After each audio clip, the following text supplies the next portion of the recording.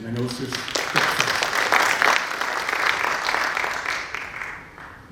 Why don't we have the panelists introduce themselves, kill that part of the event. Start down at the end. Joe. All right, I'm Joe Moore. I'm the morning news man. I'm Chuck's news boy, if you will, on Morning Magazine, and news director at Florida Keys Media. Hello, everybody. My name's Paul Menta. I'm the moderator because I have the rum. I have Key West legal rum, so if anything gets out of hand, then I will have a little drink and we part and leave here friends, and I think that's important. So I'm here to maybe represent more of the businesses and their interests a little bit. Hi everybody, I'm Mandy Miles, editor of the Key West Weekly newspaper. I've been covering and reporting on Key West and Florida Keys news since 1998, going on 24 years now. Thanks for having me. Good evening, I'm Chris Seymour. I'm the editor at the Keys Citizen, and I am not going to be in the Hemingway lookalike contest.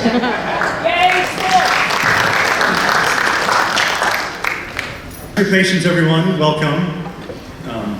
Tonight, this is our first formal debate for the primary, and we went back and forth on having either one long event or two separate events, and we obviously decided to have one long event. This is the first time we've started a little early, and hopefully it will allow us to sort of relax on the races that kind of work themselves through. We'll get to them, but then if we find a race or a couple of candidates and where the panelists want to delve into a little bit more, it gives us a little more latitude. So let's see how it goes.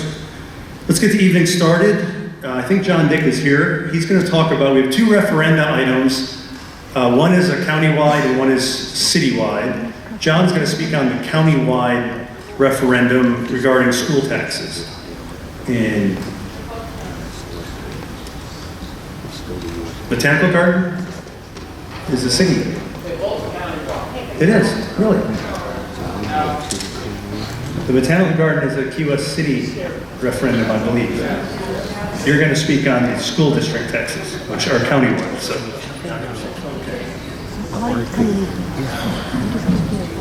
Good evening. Thank you very much for having me here. The school board referendum, we just want to renew it. This year, the state says we have two referendums that we've been renewing, and we have to put them together. One of them was the half-mill switch, which we've done, I think, 4 or 5 times already. We started that where we asked the community, you, the taxpayers, and the voters, could we lower our capital millage by $0.5 mil and insert it into our operating fund? And you have overwhelmingly approved that every year. Every 4 years we've approved it, and it's up for us now. Again, we use that money to pay teacher salaries. At this time, it probably affects about $10,000 per each teacher. So it is imperative that we renew that. It has no effect on the tax bill. Whether you say yes or no, your tax bill will not change. It's just where we use the money. Now, the other part of it is the school safety millage, which we have said over the years we would go up to 0.0625. We've never gone that far. Last year we put it at 0.055, which for a $500,000 house was $27.50. The reason we asked for that is a couple of years ago, after this shooting unfortunate shooting in Broward County, the state said that every school had to have a policeman in it, and we agreed, but the state didn't give us any money for it. In fact, the school safety money that comes down from the state is actually somewhere around $750,000, and the SROs that we are provided by the sheriff and the Key West Police cost us $2.49 million. So we asked the voters to help us in that, because if we didn't get it from the voters, we'd have to take it from the general fund and lower the teacher's salary, which again would cause another serious problem. So we now have to put them together. It's on the ballot. I would ask you to vote yes to it. It is very important to this district, very important to the county. I don't know of any elected official that I've ever spoken to that has been against it. Not that they're the smartest people in the world, but you're going to get some smart ones up here tonight, right? And you guys are going to judge me. How did I do? Do I have everybody voting yes? Is there anybody here voting no? Good. I'm great. Thank you. All right, thank you, John. You should run for governor. Well, let's move right along. Misha McCrae is on his way here. I know when he comes, we'll fit him in as we go. Let's move right to the United States Representative on the Democratic side. We have one of the Democratic candidates here tonight, Robert Asensio. Robert, come on up.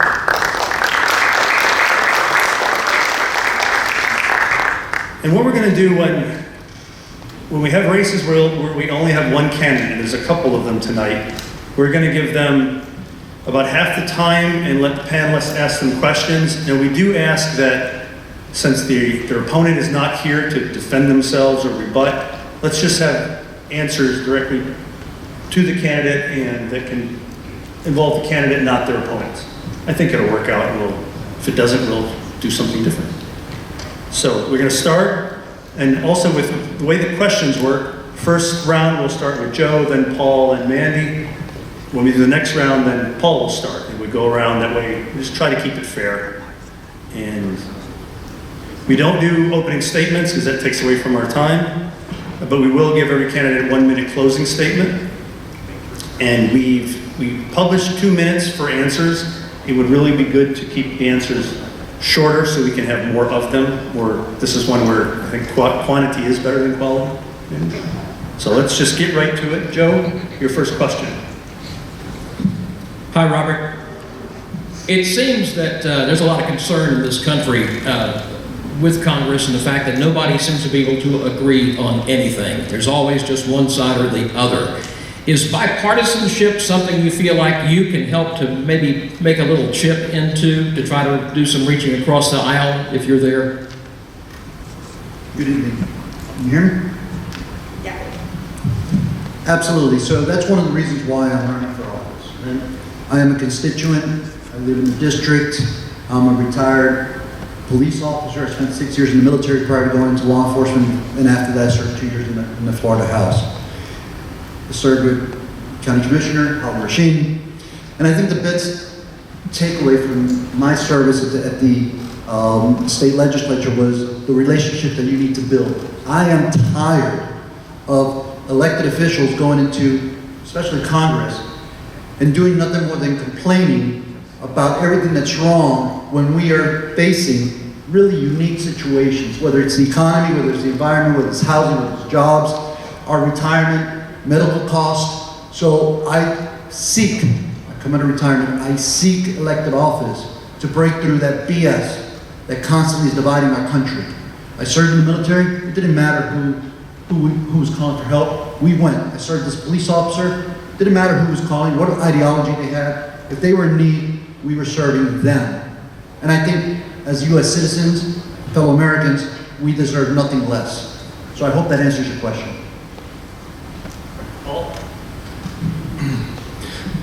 Good evening, Robert.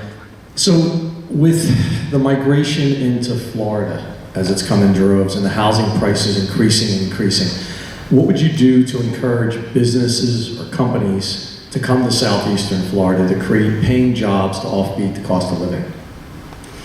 So United Way puts out a great report. If those of you that haven't seen it or haven't read it, it's called the ALICE report, A-L-I-C-E, and it's called ALICE because it's Asset Limited Income Constrained Report, and it gives you a good view into the conditions of the households in the state of Florida. So we know that Dade County to Monroe County, it's roughly 60% of the households, it's just under 60% as of 2020, that were one paycheck away from economic disaster. Most households of people who were underemployed, underpaid, and by the way, very important to point out, those are households that are above the federal poverty line. So we know that COVID hit, right? And we know that conditions have gotten worse. But what have our elected leaders done to create incentives? Look, day one, I get elected with your help. I'm going to cut through the partisan stuff. I'm going to introduce a bill. We're going to introduce a bill, and it's built on the premise of economic development through business growth and workforce development. What does that do? It does a combination of things. Basically, it provides incentives to companies emerging in the emerging industries and unique environments like we have in the Keys or Key West, which are really heavily on tourism. But we need to provide incentives, government incentives, not giveaways. I want to make that very, very clear. We're not talking about giveaways. This is tax incentives that they already qualify for, that build on who they hire. So apprenticeship programs is a big process here. There are industries that will transition workers from yesterday to tomorrow's industries. And I think that in the Keys, who is heavily dependent on tourism, we need to examine the amount of industries that we're able to bring down to South Florida. So there are industries that we can bring down here that can combine, they can hire apprentices who are earning while they're going to school. We'll get them into the field a lot sooner so they don't have to spend 4 years, 5 years, 6 years going to school before they figure out whether they like the industry that they study for. We give the businesses the opportunity to benefit through talent, raw talent that has to leave. It's often leaving the country. Leaving the state. The last thing is, it'll reduce dependence on social assistance programs. Anybody wants to talk about it, I'll give you the weeds, I'll give you the short version, but I would like to talk more about it because it is something that can work for us here in South Florida. You're not done. We'll go to that next question. Mandy. Hi, Robert. Hi. What's your position on the current sort of proposal going around Congress to limit congressional members' stock trading? Wow. I have to be honest and say that while I was in police work, I ran a public corruption unit at the local county level. And we investigated a lot of public officials who had the lines blurred. And that's something that I really would like to look into to see what safety gap measures we can put into existing ethics policies that governs what the elected officials, congressmen, can do and can't do. I don't think anybody sits here and gives you a solid answer. It's probably not even coming close to finding a solution to that particular problem, but we have to first look at what the guidelines are, vet them, and make sure that we can come up with safety gap measures to prohibit somebody who's in Congress that's dealing on issues like we just saw with the vaccines, where you knew the federal government was going to buy a boatload of vaccines, was going to be one of the biggest clients that those industries have ever had. Yet the congressmen, and some congresswomen, were benefiting from insider traders. So we have to make sure we protect the taxpayer, the fellow Americans, by looking at these policies, and that's something that I wish I have enough time to really tackle. Thank you. You're welcome. Chris. Hello, Robert. How are you? Sir. About 2 years ago, constituents here voted for limits on cruise ships, the number of cruise ships, the size of cruise ships, and the legislation was passed that basically forewent that. What will you do if you're elected to help the city achieve what we voted for to begin with? Well, I just met your mayor, and I made a commitment to come down and sit with the mayor, as well as I make the commitment to sit with the city councilmen or women, the county commissioners, to be able to address this issue, right? Look, we know that the ships provide tourism to the area, right? But we also know, we have to be honest with this approach. We know that ships are also contributing to the harming the waterways, right? The pollutants. Who's policing the ships to make sure that they're not contributing to the degrading of our waterways? And that is a long, drawn-out answer. That I can give you an answer saying, yeah, I'm going to meet with the ships industry, and I'm going to meet the cruise industry, and I'm going to, see what they're doing. But no, this is an issue that we need to build consensus among party lines to be able to better police the shipping, the cruise industry. They're a big player in Florida. They're a big economy driver. So we can't just create policy that's going to break one part of this equation. We have to thread the needle. And I'd love to talk to you more because I figure that's something that's really near and dear to you. Let's talk, man. Let's come up with policy. Let's come up with a better answer. Guys, can't have audience participation. Joe, if we can we got time for one quick round Okay. of 1 minute answers.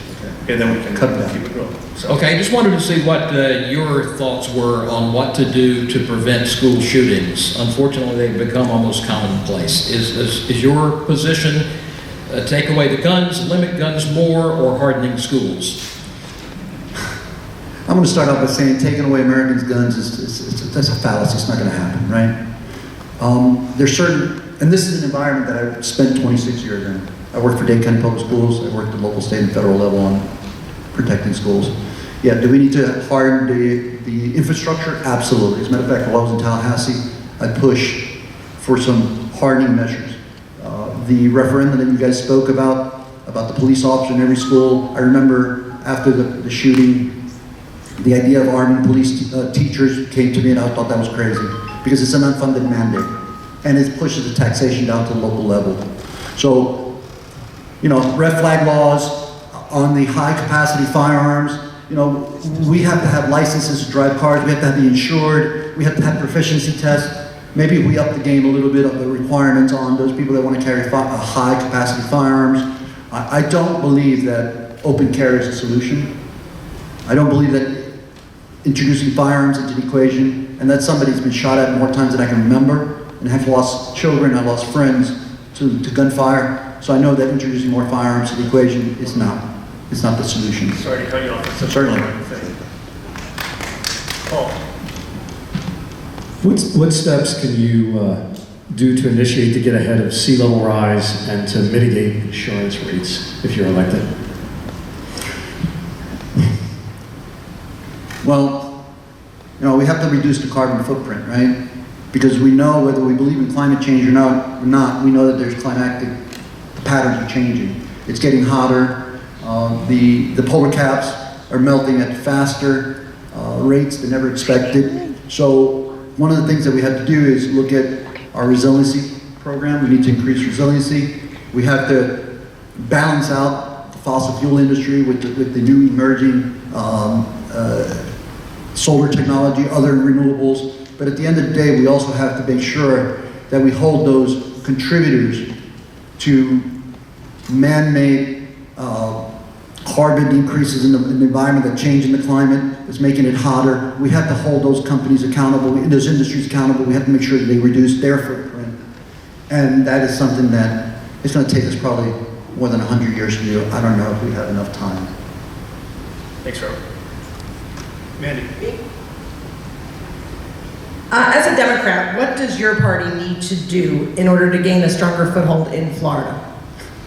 We have to build confidence, right? The messaging has been horrible. We have to know that, and I think it's for both parties. I think we need to serve the American people better. We need to speak to them. We need to speak to their issues. We need to let them know that party ideology aside, the solutions lie in the middle, and they lie with consensus. We need better elected officials that understand that. We need people that will not place the party over the people's issues. Look, I just mentioned about the Alice report. It befuddles me when I see people having to think about twice, 3 times, 4 times whether they're going to go to a doctor for follow-up care, whether they're going to go and buy food this month, or whether they can drive an extra 10 miles because it's going to hurt their budget. We can do better. So as a party, I think we need to speak to people's issues, and we need to work with them. We really need to show them that we're there to work for them. And that's what I plan to do, continue to do. Thank you, Robert. Chris, last question. One of the major health organizations down here, AHEC, lost a lot of funding this past year in the legislative session. What would you do to ensure that Monroe County gets what it needs in areas such as that? You know, at the federal level, there's some things that can be done. There's some community health centers that are models that work very well throughout the country, but those are restricted because of economic thresholds.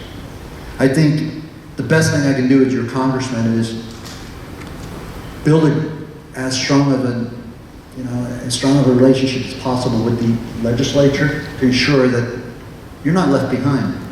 You know, there's a feeling in Florida that South Florida is often left behind.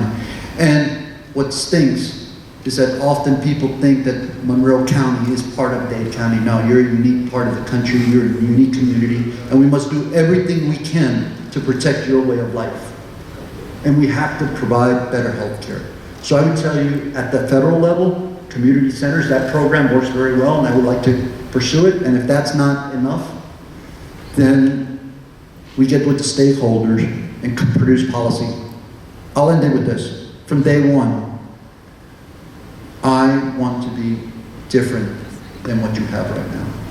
And what you have right now is a lack of proposals being submitted, legislative proposals, solutions. And I give you my commitment that that's what I seek to do. I seek to work with anyone, Republican, Democrat, it doesn't matter. As long as you have a good solution, let's put it together, let's push it forward. And hopefully, others will buy into it. So Robert, we appreciate you coming down here.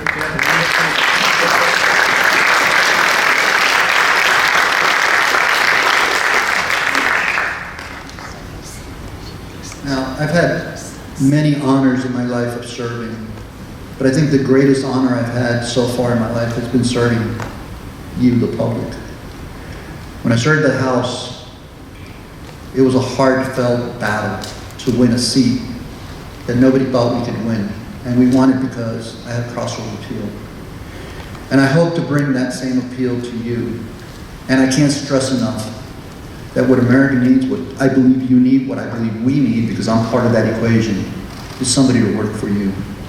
I give you that commitment. I'm going to leverage the 32 years of public service, like I said, from military to police to legislature, but also as a business owner, small business owner, to be able to provide you better representation and really hold true to what's often said but very seldom done, that my office is open to each and every one of you, no matter what your ideology is, no matter what party you are, no matter what preference you have.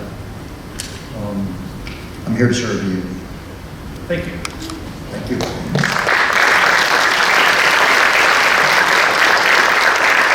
One last thing, please check me out and visit our website. It's Essentia for Congress, real easy, essentiaforcongress.com. I've got some flyers, I'll leave them up in the front for anybody that wants them. Thank you so much. Thanks, sir.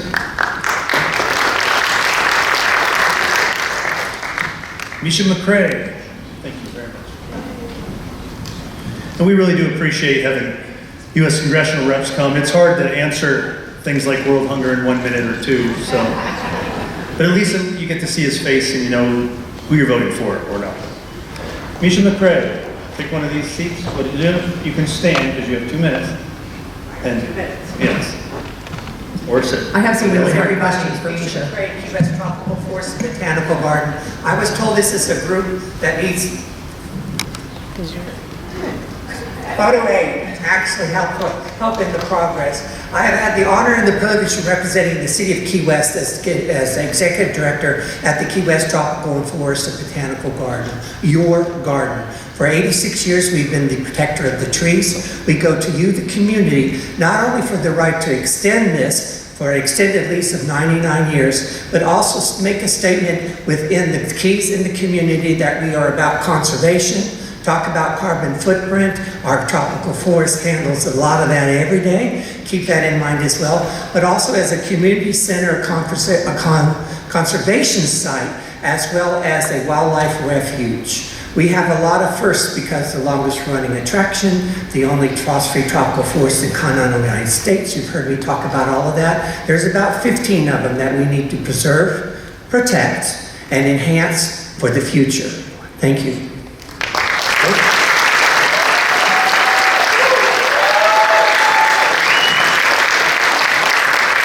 to Misha's credit, he evidently didn't get our memo, but he literally ran over here once as soon as he got the phone call. So thank you, Misha. Just to clarify, I got a text from K.W. Miller. I swear to God, he said he's on his way to the Vatican. To the Vatican. I have not gotten one of those before. Congressman Jimenez is in D.C. and is Jeremiah Schaefer here, just to be sure. Those are the three candidates for the Republican U.S. congressional seat. So we are going to, that gives us a little extra time. Moving down our list, we're going to go to the Monroe County Commission's District, or Seat 5. That will be Holly Merrill Rashon and Jose Peixoto. So I got the hard name bit wrong and the easy name.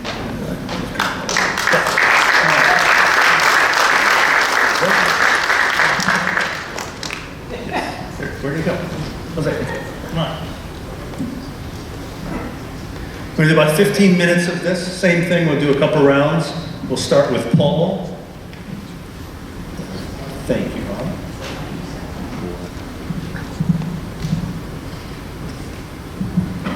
So again, 2 minutes, but feel free to take less time so we have more. So Paul, start us off. Welcome to you both. My question will be for both of you. As many of the homes in downtown Key West are becoming vacation rentals, is it safe to assume that the district you want to represent is likely to see more rentals being sold? Do you view this as an issue, and if so, do you have any ideas on how to prevent further spiral of transient homes? You want me to go first? Sure. Yeah.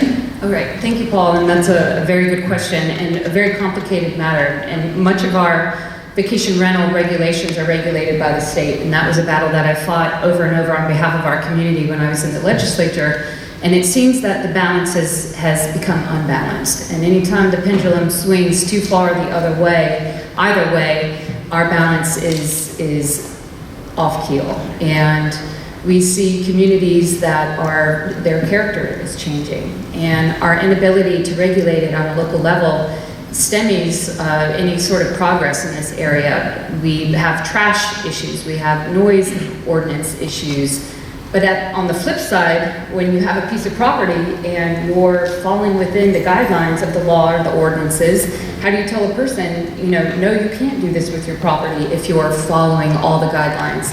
So I think that is a subject that is, again, very complicated. People want to come here. They don't necessarily want to have the hotel experience. They want to rent a home for an extended period of time and enjoy all that the Keys have to offer. But I think, there's a whole array of regulations. It's different in Key West. It's different in the city of Marathon. It's different in Monroe County proper. And I don't know where we land that plane exactly, but I know that there is room for much improvement. I do love that question. My opponent, if you look at her record when she voted against to give it the cities, the communities, to legislate that. She want the state to run that. And I think that every single community have their own way to do things. Which is good for Key West is not good for Key Largo. Which is good for Key Largo, maybe it's not good for Miami, but I want our communities to be able to do that. We have right now in the Keys a shortage in workforce and housing. We have thousands downstairs apartments will be available tomorrow if we get it together with the state and FEMA and let those places to be available for people. But TDC, the big corporations, the big hotels, want to manage your house. You have a house here, you want to rent, you cannot do it because the big hotels, corporations, they want to manage that to you. I think when we own something else that's ours, and I believe the community should be able to address their own issues, not the state. Thank you, Jose. Jose just reminded me of another one of our rules.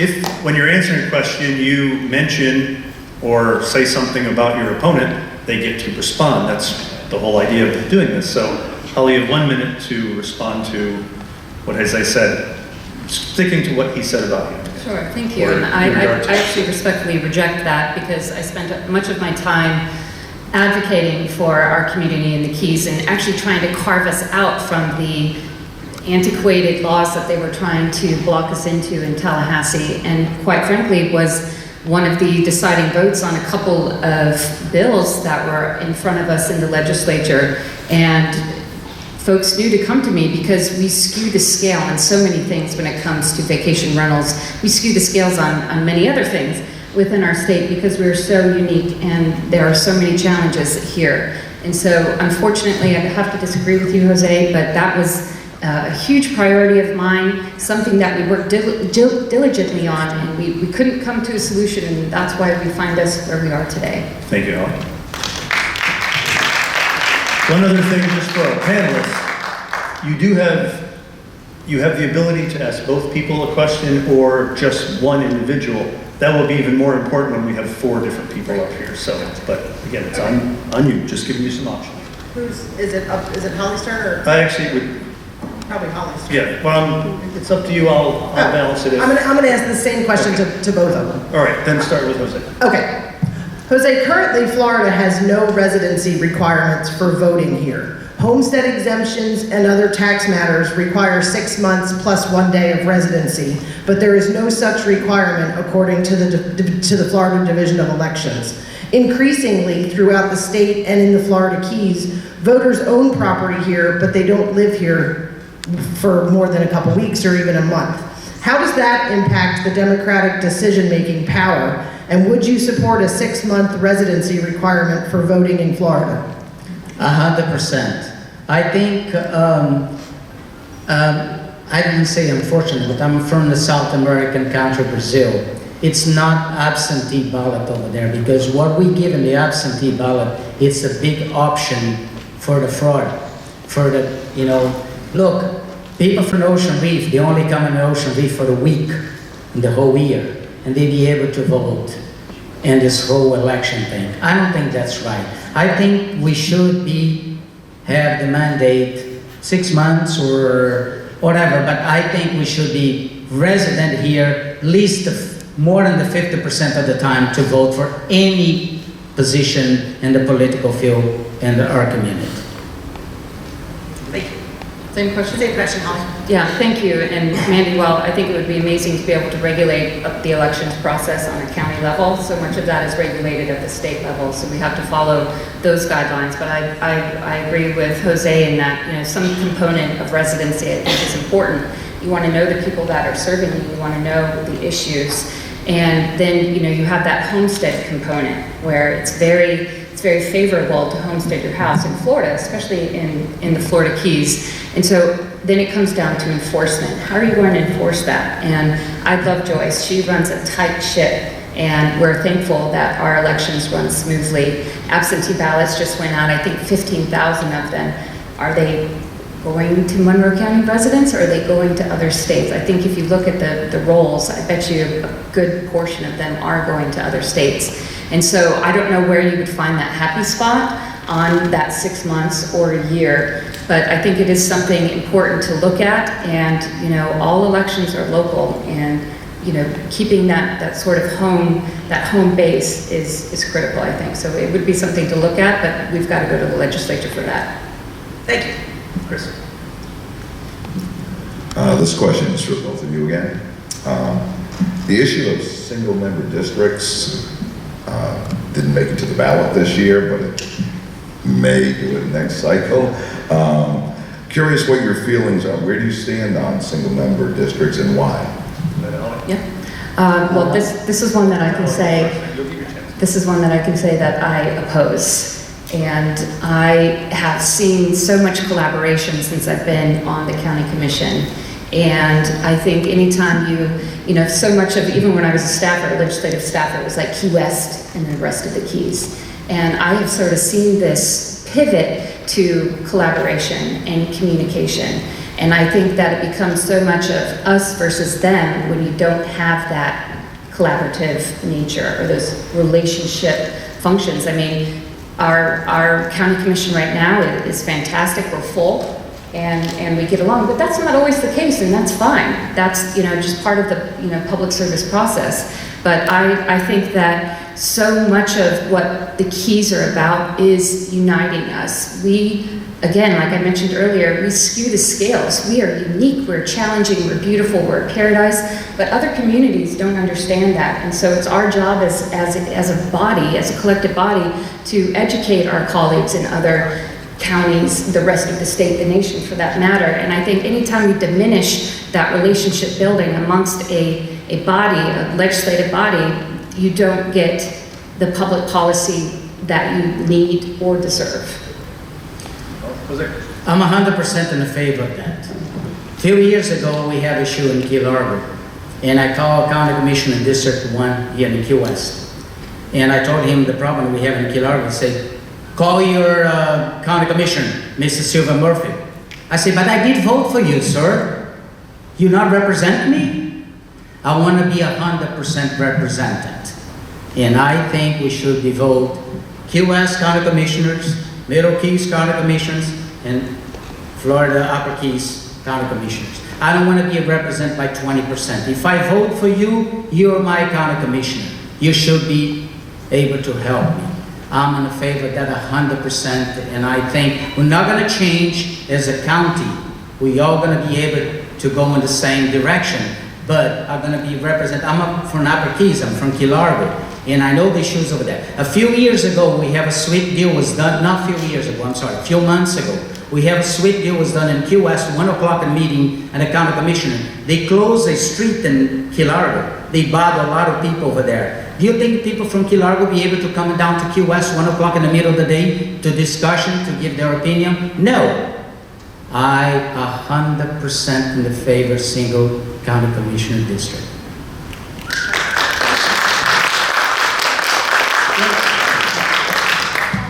For both of you, transportation is something that the current county commissioners have worked on a lot of, and Mayor Rice has led the charge on that, and you guys have some things in the pipeline.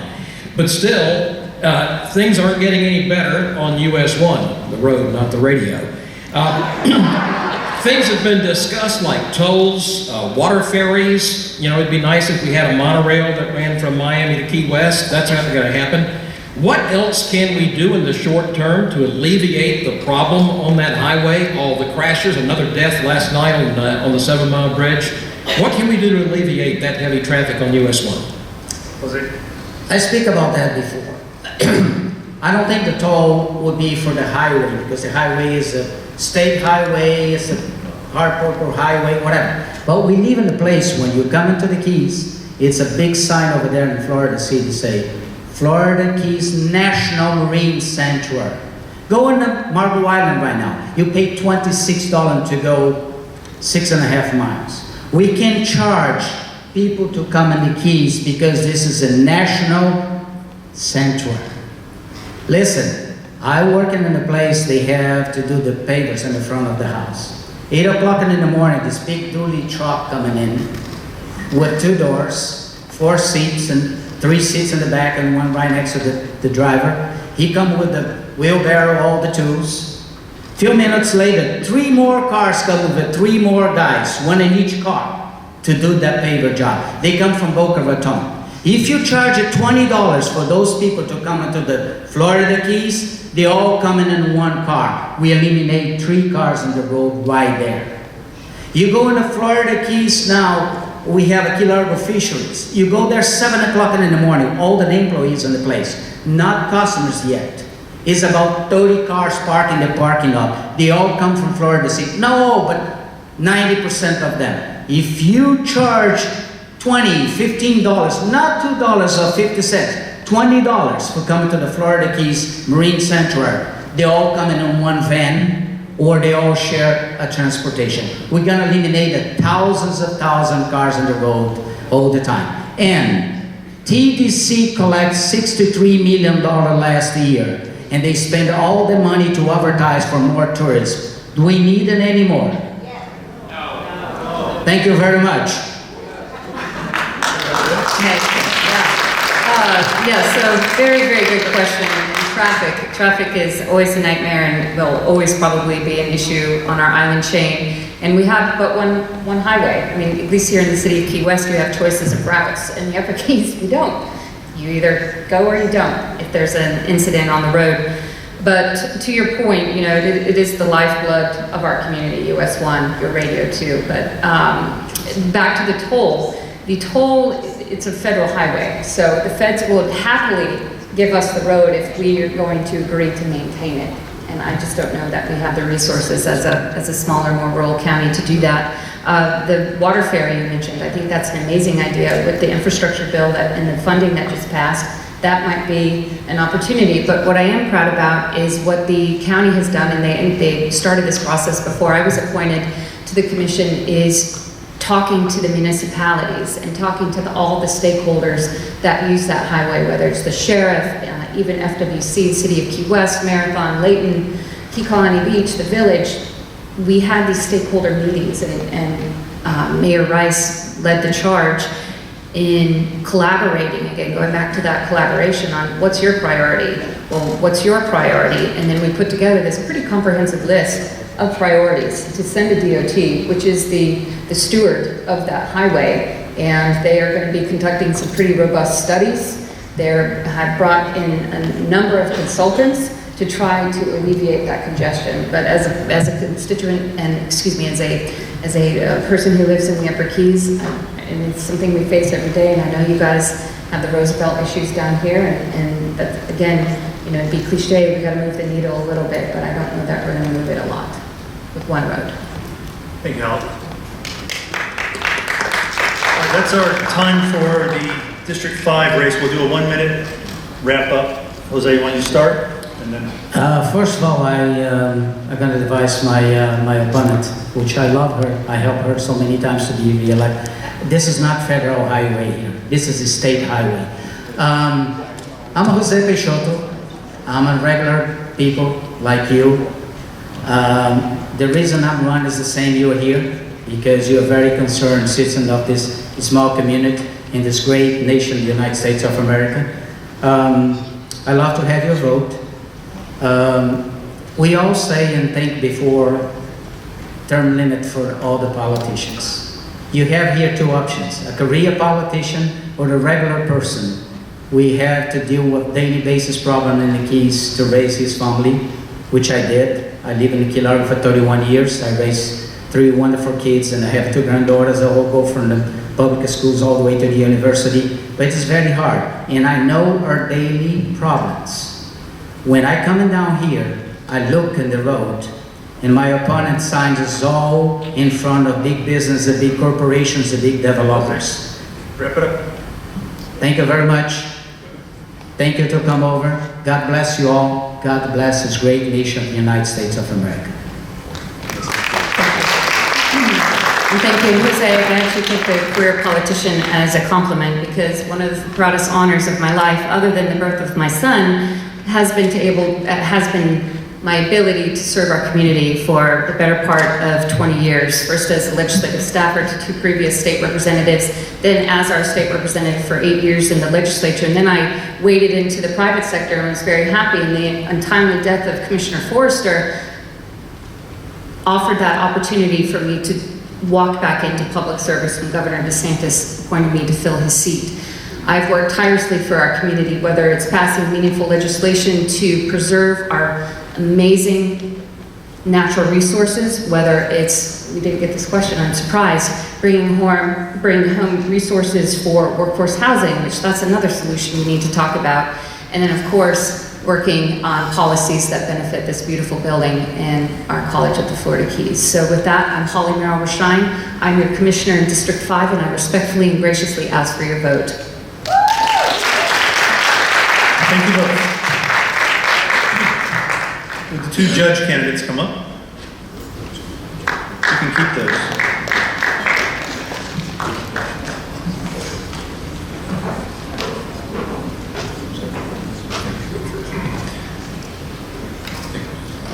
While they're coming up, something to remember with the judges, from what we've seen in the past, they're under rules from the Florida Bar of how much bad stuff or wonderful stuff they can say about each other, so we'll see what they've got, how they differentiate themselves. So we're starting out with Mandy. Mandy, why don't we start with Jason? Okay. Hi, Jason. Good evening. Given the current shortage of prosecuting attorneys in the state attorney's office here in the Monroe County, how do you view this affecting the trials, sentencings, and cases that would come before a county judge? And if there is no impact, can you explain the difference between the county and the circuit judgeships? Well, I can explain the difference between the county and the circuit judgeships, but I think we have the canons, and I can see Al has our canon number 7, has our canon number 7, which limits what we can talk about. And there's also executive and legislative concerns that I can't answer that question about the state attorney's office, but I can answer. The county court job that I'm running for deals with misdemeanors. That's cases, with criminal cases that are punishable by up to a year in jail, and it's usually either a year or 60 days, depending on if it's a first degree misdemeanor, it's up to a year, second degree up to 60 days. Also, it has to do small claims, landlord-tenant, with controversies up to $30,000. We've run into this, it's some of the questions that we've been asked, I guess, by Keys Weekly as well. We are forbidden to answer those, and I'm sorry about that, but we could probably talk privately about it, but not publicly. Dennis, can you come? I'm sorry. Mandy, do you want to ask the same question, or do you want to, should we move on? Yeah, Kristen. If I can clarify that. Oh, please. Go ahead. Just, you know, the rule Jason just mentioned is Canon 7. This is the rule here. It only applies to judicial candidates and judges. It doesn't apply to anyone else who's running for office. Now, it doesn't look like much. It's only 7 pages long. However, the brochure the Florida Bar and the courts have put out to explain the 7-page rule is 155 pages long. And so these are the rules that Jason and I have to follow. And so you got to find that almost every time you ask one of us a question, the other one's going to give the exact same answer, because we really can't go into these issues very much. And we also did a couple of hours training. Yes. As well. If only all the candidates. Let's see what we can find out about the two of you. Thank you for the explanation, though, gentlemen. Yeah, that was very good for both of you. Chris, let's find something they can answer. Gentlemen, this may be an easy one. I'm meeting you both for the first time tonight, so it's a pleasure to meet you both. The folks with Hometown, some of the members have put together questions, and I think actually the first one might be a good one to ask. Have you ever acted as a public defender and as a prosecuting attorney? Describe your experience with both. These are questions from the community, so. Go ahead, Al, you start. Okay. I actually began my career as an intern with the State Attorney's Office in Lee County. And so I worked prosecuting criminal cases. I've never been a public defender, but I have done criminal defense work as well. And so I do have experience on both sides of the criminal court system. I've also served on both the state and federal grand juries. So I've actually had the backroom experience as well on both sides of the case. The job of the state attorney is different than many people think. The job is to evaluate the case and to make sure that they have a case that they can push forward. They don't bring cases forward that they don't believe that they have a legitimate case to bring. The job of the public defender, of course, is to defend, and I don't speak for public defenders, I speak for defense attorneys, is to, of course, defend the case and do what they can do, again, within the rules that are given to us to defend their clients to the best of their ability. Again, it's not a great answer for you, but unfortunately, that's kind of what we can give you. The same question? Okay, well, I have had 2 stints as a public defender. When I first came down here in 1988 until 1992, I was a public defender. And what a public defender does is basically we do court-appointed cases and we represent the indigent people in our community.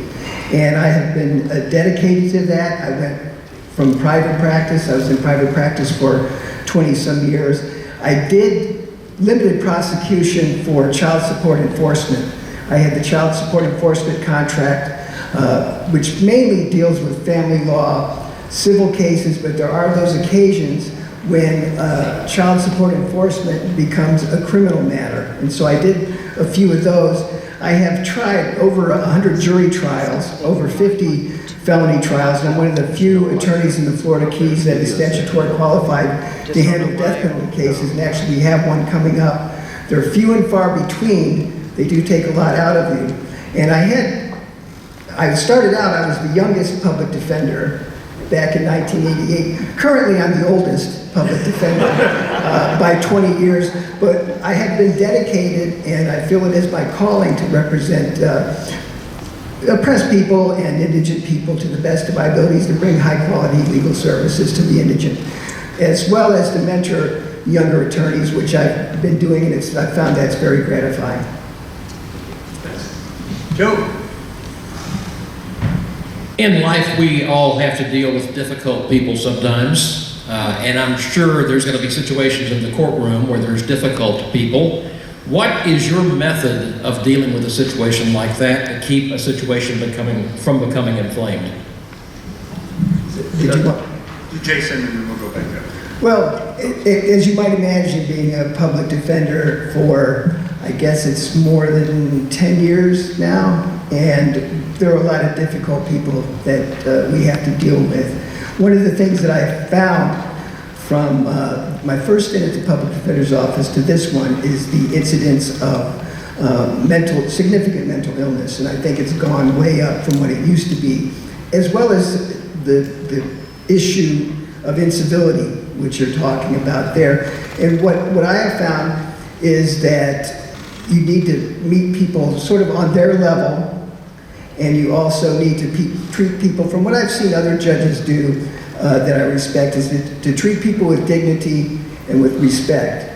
And I think once you do that, you can sort of reach common ground. Now, if people are out of control, that's what you have bailiffs for. And then they can go into the box, or they can be taken from the courtroom if they're disrupted. And there's also the contempt powers that a judge has if it's something that doesn't have to do with mental illness, but it's something that's disrupting. But I think what you want to do as a judge is you want to have the respect of the people that are appearing before you, which will lead to the legitimacy of the court. The other thing, as far as respect and treating people with dignity, is to listen, to give the people the opportunity to have their say. And I think once you do that, you sort of smooth over what their issue is.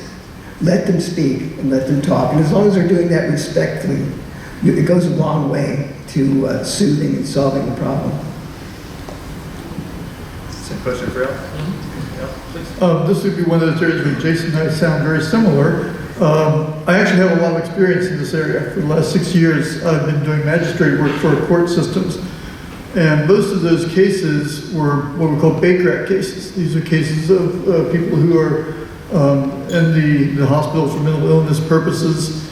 And the hearing is to determine whether or not we're going to take away the person's liberty and commit them to the state mental hospital, or in some cases even keep them locally for a period of up to 6 months so they get further treatment.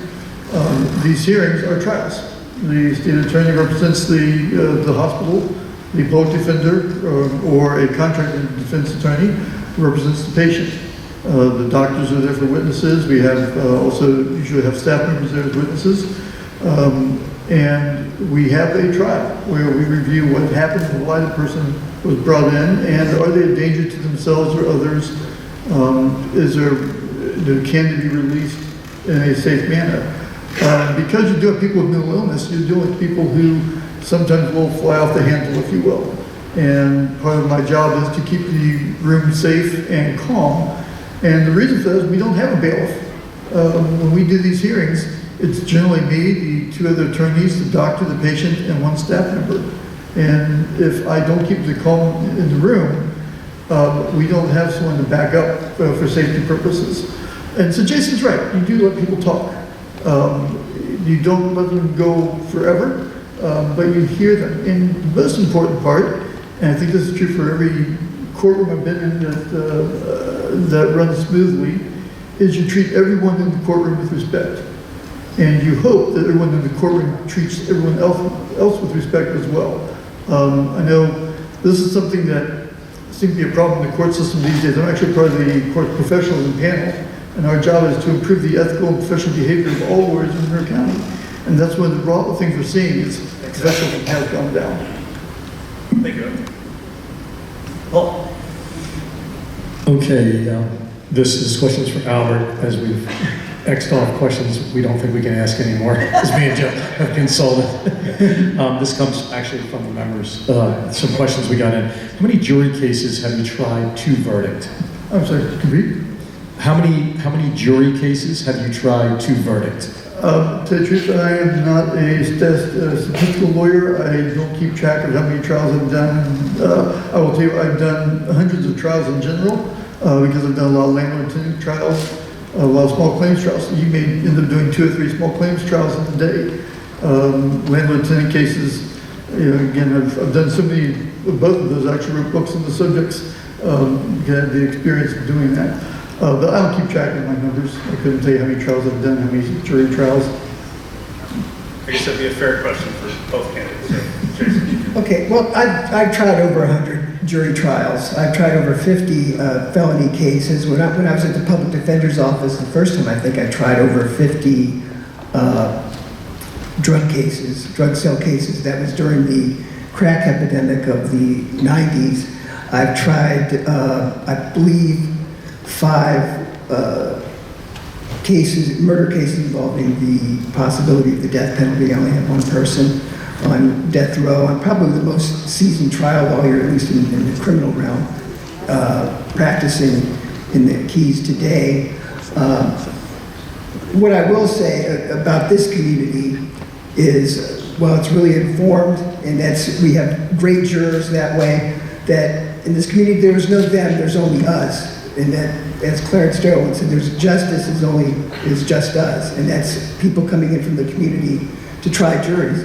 And I think what jury trials, being able to take cases to jury, informs your ability as a judge to be able to assess credibility, to be able to assess evidence. And all cases really involve evidence and involve testimony.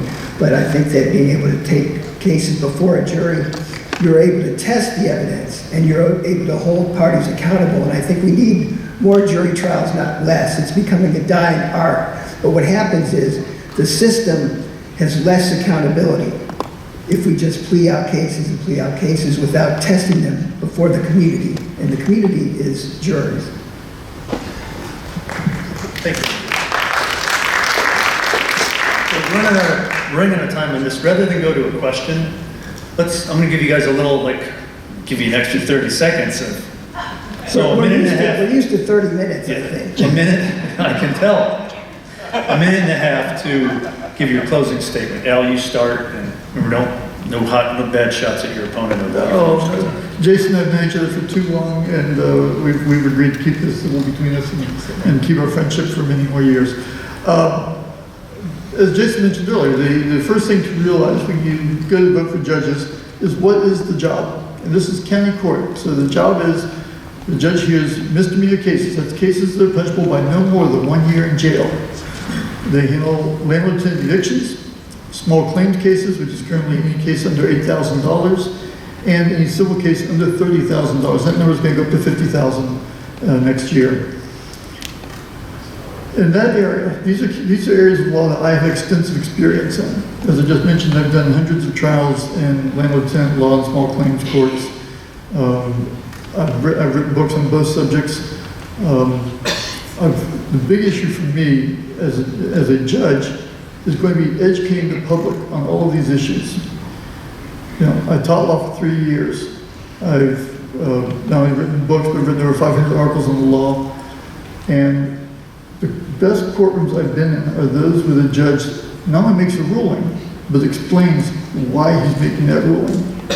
And that's what I want to do here. That's what I promised to do as your county court judge, is to not only make fair rulings, follow the law, but explain what those rulings are so you understand the law that comes before you. Thank you.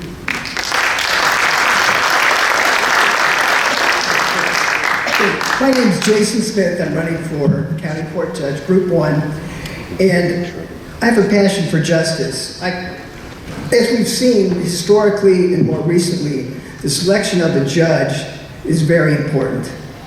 The judge has a lot of discretion, and what I would like you to know is I base my campaign, as I have on my practice, what I call Keys Values, which is based on my experience. As I said before, I'm a very seasoned jury trial lawyer, and how that informs how I look at the cases, and it also informs the other values that I think a judge should have, which is accountability. Each party should be held accountable for their actions or inactions, as well as equal justice under the law. Now, these values are aspirational, and a judge has to have that in mind when they're sitting on the bench adjudicating cases.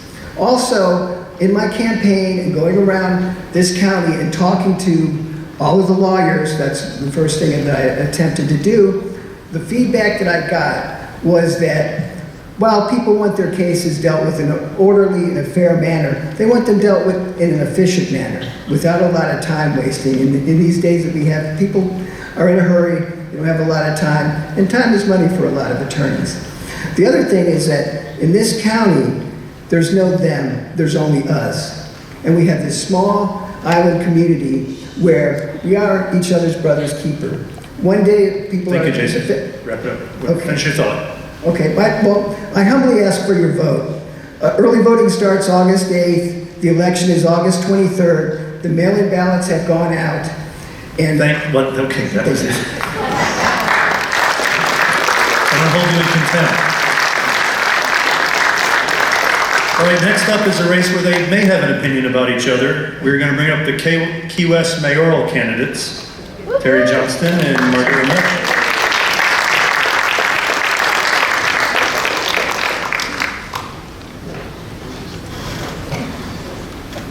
Come on, Terry and Margaret. I think we're seeing, it's always up to the candidates, but I like to see more questions rather than fewer, so brevity is greatly appreciated, if it's possible. I know these are big subjects, it's hard.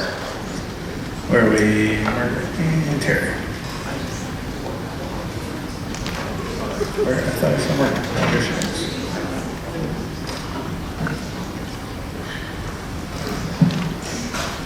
Chris, you're going to lead us off. And we'll start right with Margaret. She's next to me. Say again? Oh, be good out there. All right, Chris, the floor is yours. Madam Mayor, Margaret, good to see you. This question is for both of you. Actually, it's one of 4 pages of questions. It's going to seem bad for you too. So,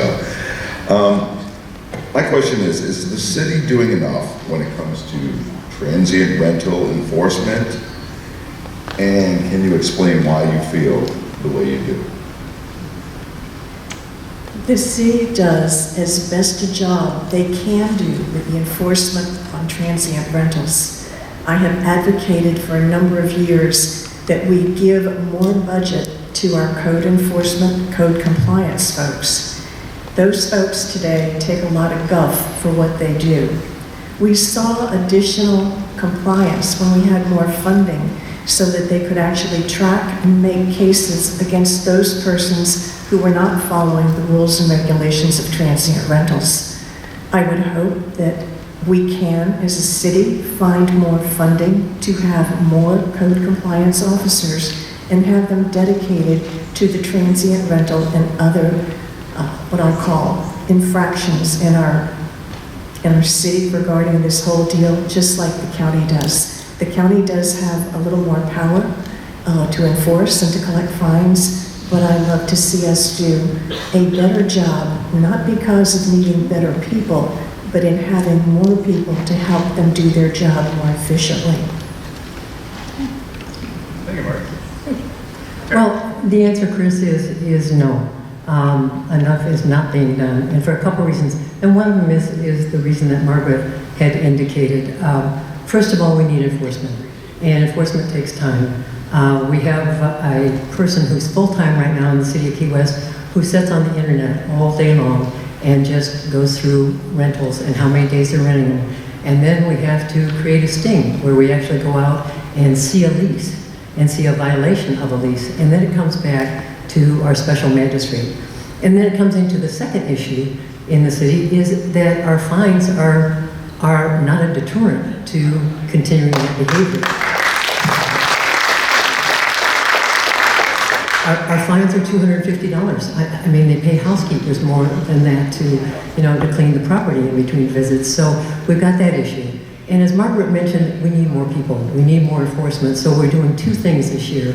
We are going on a program right now that the county uses, the city of Marathon uses, and also I believe Key Largo may use this year. But it's a formal computerized program that helps us to detect illegal rentals so that we can go after them. But the answer is clearly no. We need a fine that deters people's behavior, and we need more enforcement in that area.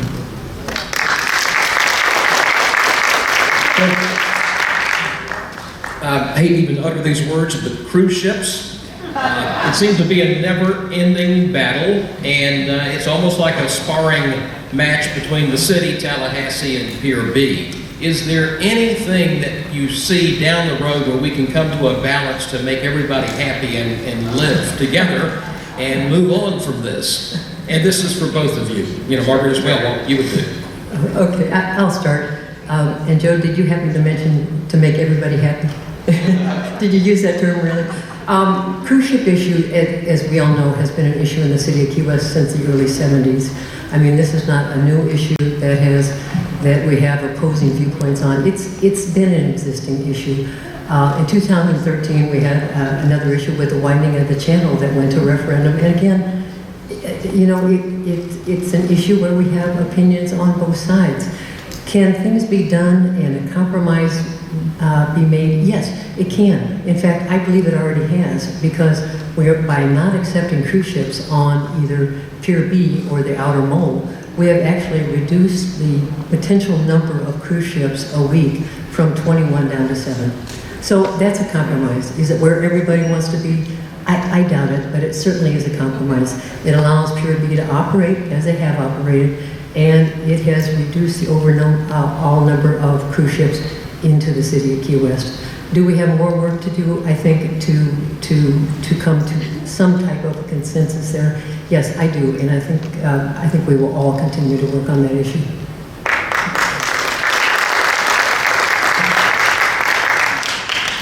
Joe, I want to make sure I'm understanding your question, and that is, can we make everybody happy on the issue? Is that correct? I'm just wondering if there's ever the possibility of a compromise that makes everybody happy and we can move on and talk about something else. Okay. You can't make everybody happy all the time. However, I think what we can do is identify what the problem is. Is the problem that we want safer, cleaner ships? And if so, how do we identify and define that? And if everybody has the same definition of safer, cleaner, then we can probably come to a closer agreement on the issue. But right now, I think it is a very ambiguous issue. And in an earlier question, the Coast Guard really has to determine if a ship is safer or cleaner. When it comes to the idea of disembarkations, or the number of passengers on a ship, we have to ask and find out and educate everybody so that we're all talking from the same rules and the same definitions. Where did the numbers come from for disembarkation and or the number of cruise passengers on a ship? And I think we need to do a very good job of educating the public as to what those definitions are, because right now a lot of that is very ambiguous as to why things were chosen or why things were said. And I think once we get to clear definition of the problem statement, then we can come much closer on compromise and getting it to a people who can at least say, okay, I get it, and I can go along with that for now.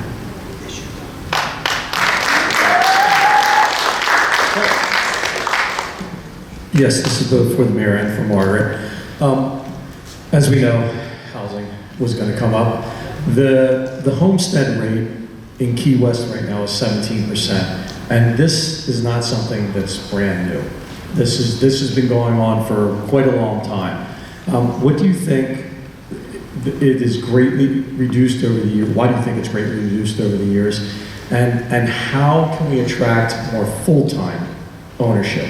And that people will want that incentive possibly for homestead, but to actually live here and participate in everything we do as a community.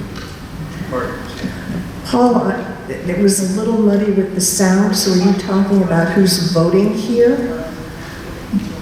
Yeah, so my question was the homestead rate right now is 17%. Why do you think it's greatly been reduced over the years, and how can we attract more full-time ownership, people that are actually going to stay here on the island full-time and live here, eat, work?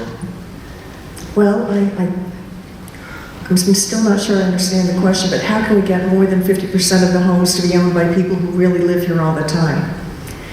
I'm going to be honest with you. I think that we cannot take away people's personal property rights, but I would hope that with encouragement, there is something we can do working with our realtors as to how folks go about buying homes, and that maybe we can do something about looking at our neighborhoods more closely. But to say that we can come up with something that's going to tell people they can't buy the house across the street and knock it down for $1.2 million, Paul, I honest to Pete don't have an answer for that. I would love to say we do something like a homeowners association where you have to get the agreement of all the neighbors before you can buy into it. But as long as we don't have those kind of agreements and we're not in condos or homeowners associations, I have to be honest with you, I don't have a quick answer for that. But I sure wish I could come up with one. And I would be more than happy to work with you and the realtors, anybody who's got an idea. Because the one thing I keep saying is, back in the 1990s, the local keys and all of the keys were declared an area of critical state concern. And I very much want our communities back.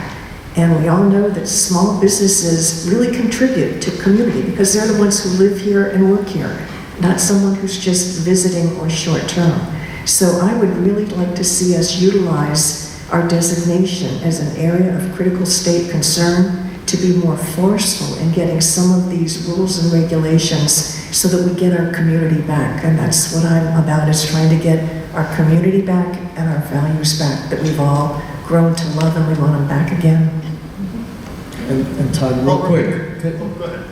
I just wanted to make it clear, my point was, and I don't think I presented it correctly enough, what can we do to attract people to come and actually stay here all year round when they buy a house, to make it more, and maybe it's the way I worded it, but to make it more, I want to live in Key West and I want to stay here all the time and maybe go take a vacation somewhere else and be a full-time resident, because our homestead rate is so ridiculously low here.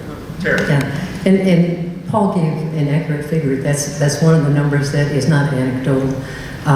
We have a 17% homestead rate, and when you have individuals who are not here the entire time, I mean, it tugs and it pulls at the fabric of Key West. You'll find a property that's not well maintained. You'll find a property that doesn't have a pool present. You'll find a property that, garbage cans have been left open and are accumulating rain the entire week because you're just not here. But having said that, and this is going to sound like an odd statement, COVID did have some good things that came along with it. Very few, but a couple. And one of the good things is that we are seeing people right now who can work from anywhere in the United States. And they can do it. We've got a broadband system that's good enough in order to track those business people, and we are seeing more and more young people come to Key West and decide that this is the spot that they want to stay because they can work from the home. And would you rather work 365 days from Minneapolis, Minnesota, or would you rather work 365 days from Key West? So we are seeing some movement there. Would I like to see more of it? Yes. But just like Margaret had indicated, there are property rights. I mean, you simply cannot say to somebody, You need to stay here 365 days a year. We have a different country. We have a different environment. We're a mobile country, and we move. Key West is, part of this is part of our success. People want to be here. I mean, they want to be here, whether it's for 6 months or 12 months, but you want to be in Key West. We're a fun, lively, unique, inviting community, and we are very desirable. The key is, once we've got them, let's trap them and keep them here for a long time, okay? Traps, Paul, that's what. Mandy. My question is for Margaret. It's no secret that you have previously criticized the City Commission and some city actions and issues. Is it possible to be both a critic and now a city commissioner? And how would you do so to go from your criticisms to building consensus on the dais and being part of the solution to problems that you have identified? That's a great question, and here's how I'm going to answer it. The criticisms that I have presented at City Commission meetings were not criticisms against particular people who were serving.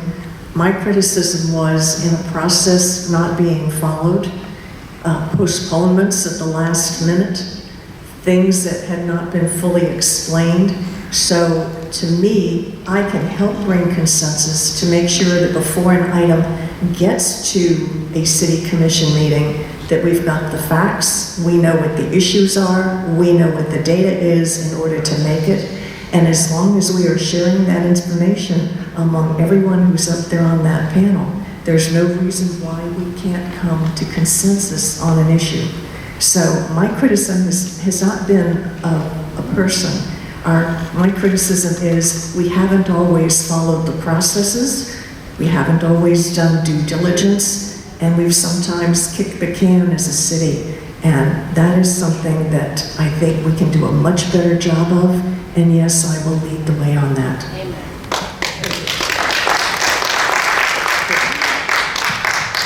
My question for Mayor Johnson. When we were talking about transient rentals, one word that came up was enforcement, and that's come up a couple times today in different issues. What specifics can you provide as far as what type of enforcement we as a city can undertake to correct this issue? Well, that's an easy one, Chris. We've got, if you take a look at this year's budget, 22-23, we do have a new code compliance officer in there. And if you've watched previous city commission meetings, one of my suggestions and requests is that we take the money that we are now requiring people to pay for liens back into code compliance. And I realize it may just fund it for a year. We did that with the police when we had quality of life officers for 3 years. We funded them and then had to absorb them in. But we're never going to change this unless we create a deterrent. And a deterrent maybe is that you're on the front page of the Citizen and in the Keys Weekly, that you have violated this our transient rental license a number of times. So there are ways to deter people, but it's education, it's a fine that really hurts you, and it's a system that gets it through there quickly, and that we will never have that unless we have an adequate number of enforcement, which is our code compliance officers. And I believe we can get there. We're going to add 1, if not 2 this year, which will bring us up to 3 full-time code compliance officers that are just focusing on transient rentals, illegal transient rentals.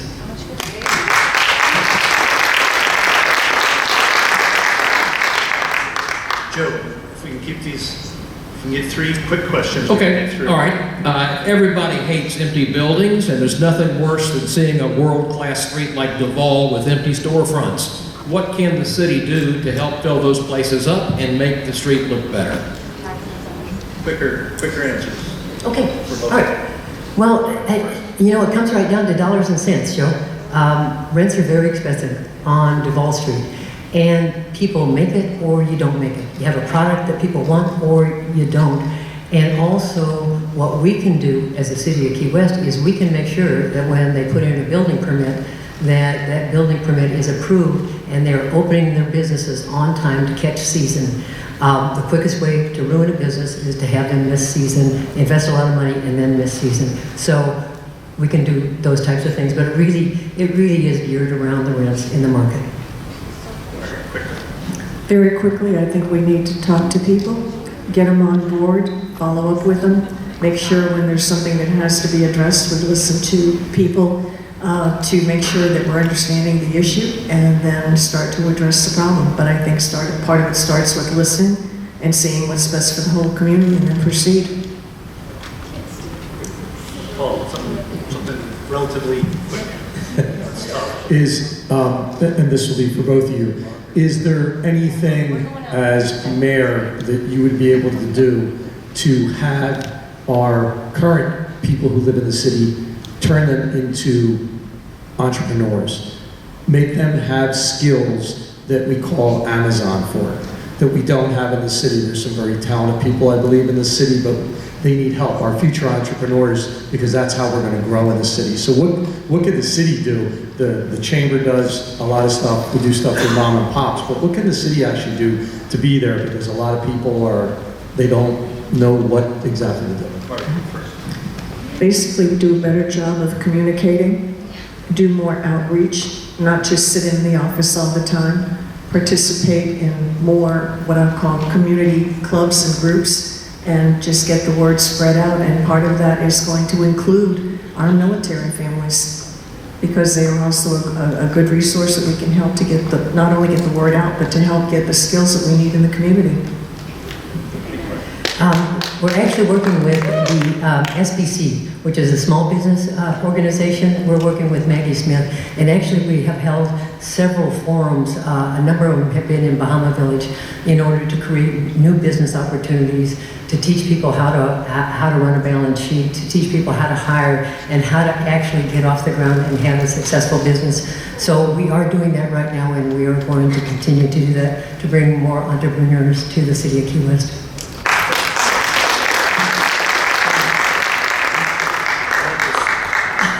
Knowing what you both know now and based on current results, what would you have done differently about the cruise ship debate 2 years ago, back in July 2020, which was 4 months before the referendum vote? Were there missed opportunities for compromise, particularly with Pier B? Yes. Okay, I am going to start that because I had the opportunity, prior to the vote, to meet with almost every major cruise line, along with senior management in the city of Key West. And without exception, the one request that they all had was kill the vote, kill the referendum. And there's nothing that will kill democracy than following those guidelines. So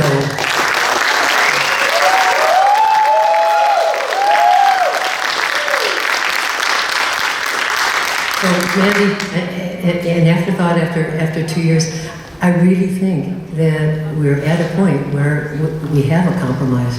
We really do. We've met some of the needs of the people that supported the referendum. We met the needs of Pier B. So we do have a compromise there, but I just want to make that statement that the request from the cruise lines is not something that we were ever going to consider.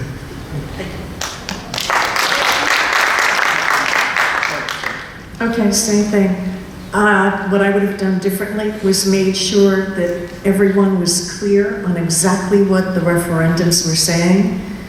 I would have made sure that everybody understood what current contracts we had in place that we could not change. And I would make sure that everybody understood what were the implications, especially to our small businesses, of the reduction in the number of ships coming, the number of people who were coming to the island, and showing that comparison with those who come by other means and which one of the tours actually drain our resources more than the others. I very much think we needed more data that was clear and accurate, and I would have pushed very hard to make sure we had accurate data going into that and making sure we understood why the things that were being asked for and what they were predicated on.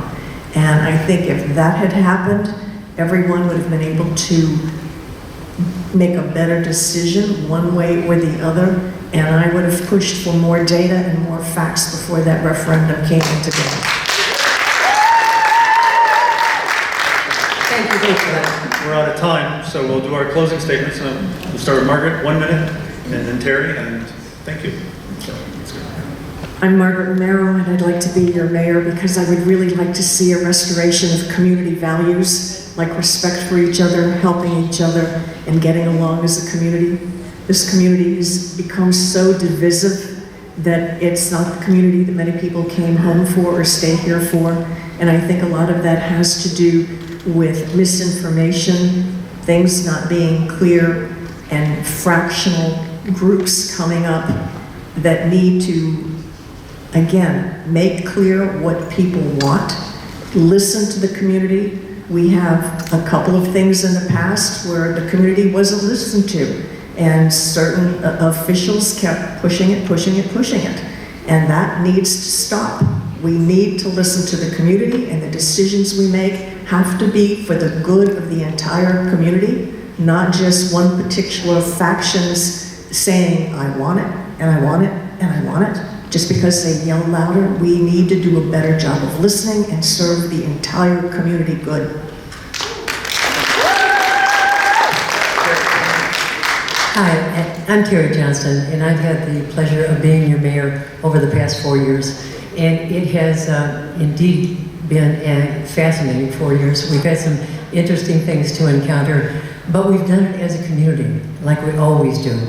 And I hear this rhetoric about divisiveness and anger, and all I see is an inclusive community who is growing together. Are we changing?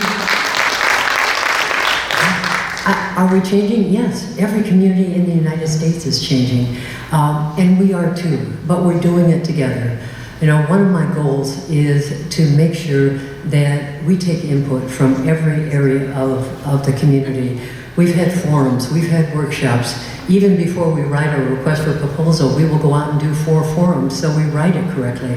So my goal is to continue to move Key West forward, but to do it as one of the most loving, inclusive communities in the United States. So thank you, and I need your vote on August 23rd. Thanks a lot. Thank you, ladies. Nice job, both of you. Darren Horan, come on up.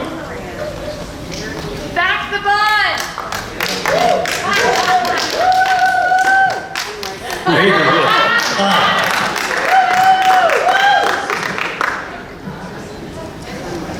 Well, Darren's coming up. Unfortunately, Gabrielle Brown is not able to make it. She called yesterday. She had an emergency, and it absolutely is an excused absence.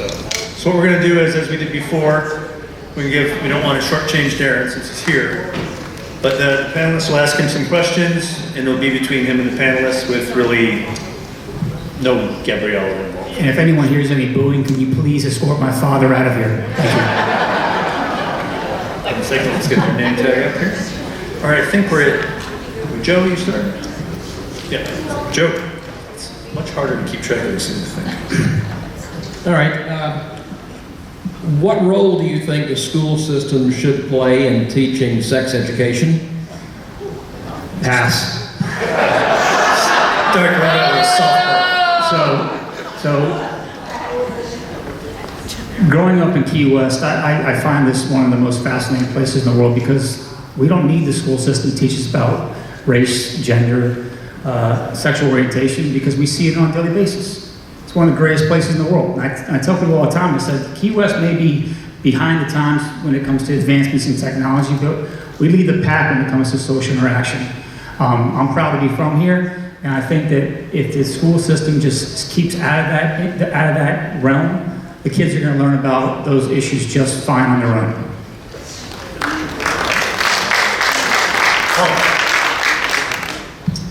We hear the same group of people being talked about all the time, police, fire, and our teachers. What do you feel we can do for our teachers to, if not keep them here, to bring them here and let them able to be afford to live and work here to teach our kids? Well, the greatest promotion for teachers is, come here, we have a place for you to live. Housing is obviously the #1 priority. It's going to be my #1 priority. But there's no greater call to Key West than saying, come here, you'll love it here, we have a place for you to stay.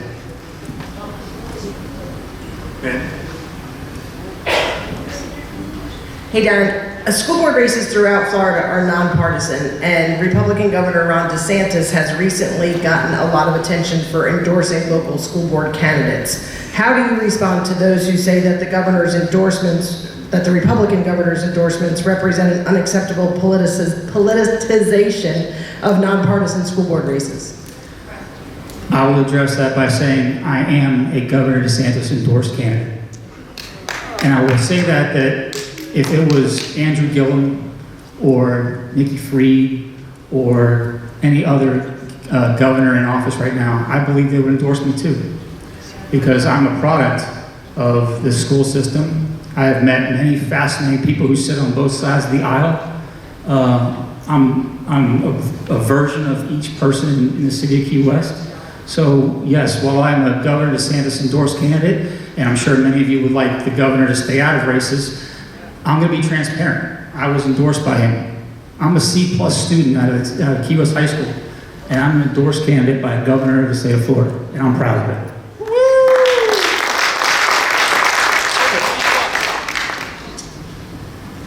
Good to meet you. Pleasure.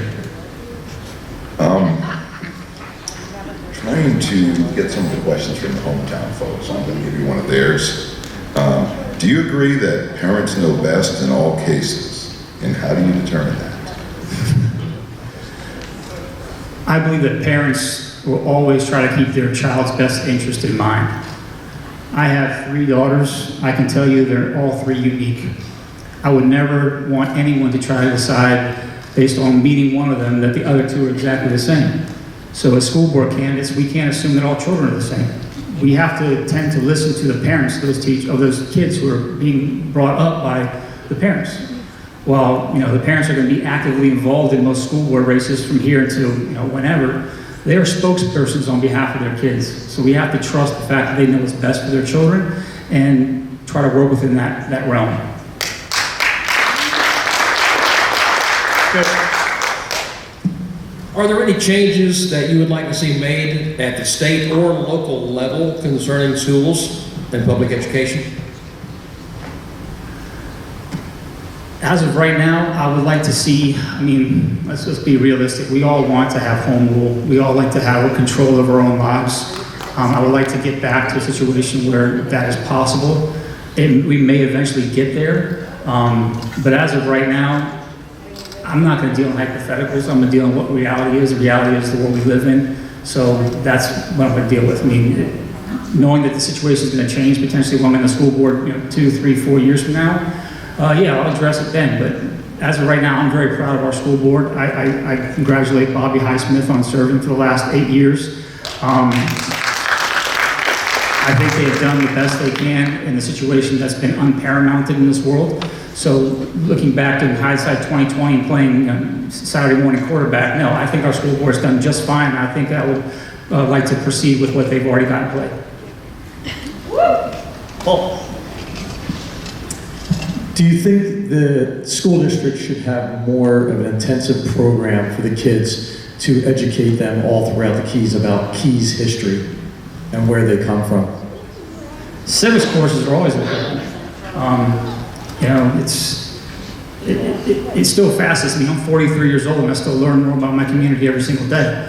We can't just wake up one day and say, oh, I'm a conch, therefore I know it all. That's just not the way it works, especially with the diversity we have in this group. So yeah, I believe that learning more about your history, your culture, your lineage, all of that stuff should be part of a learning education system within Monroe County.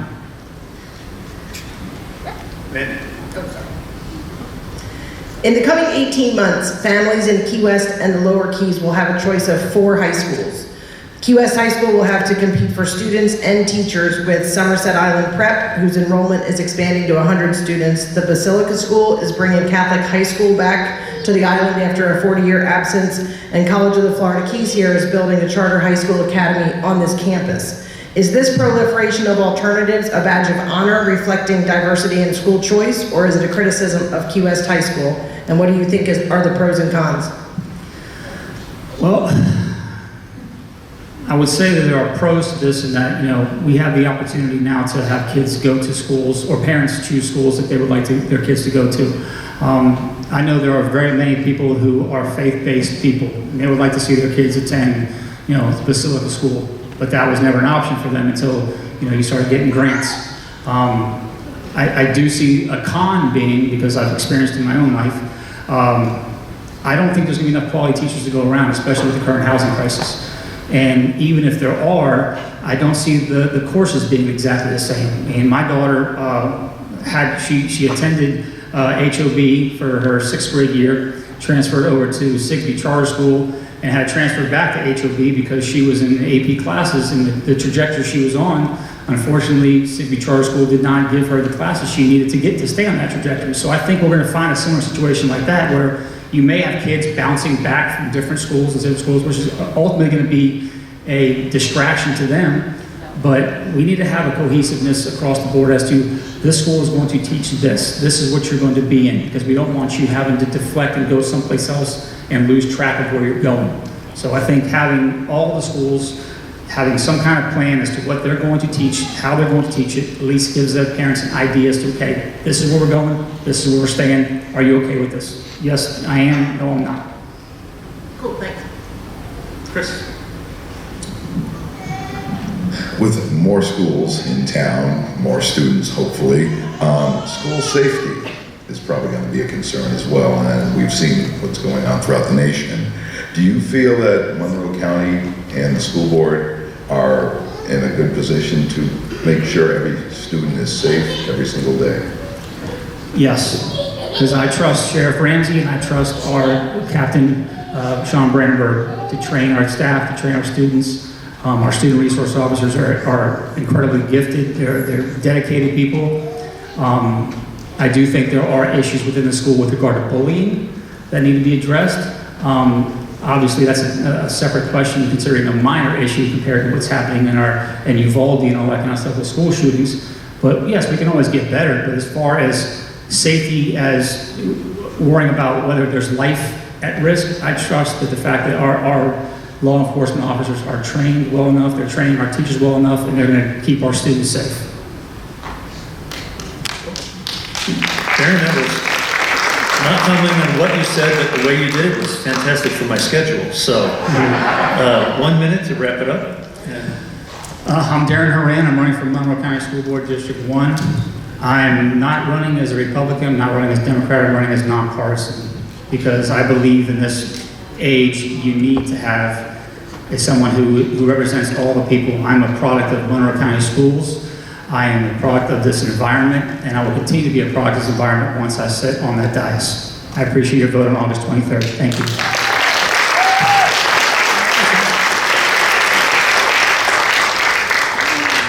Right, next up, School District 5, Sue Wiltansky and Alexandria Suarez.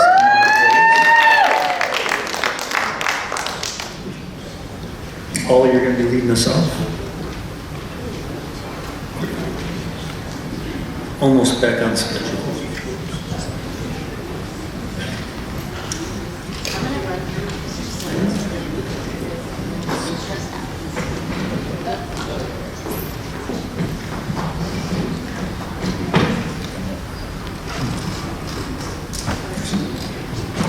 Right, Paul?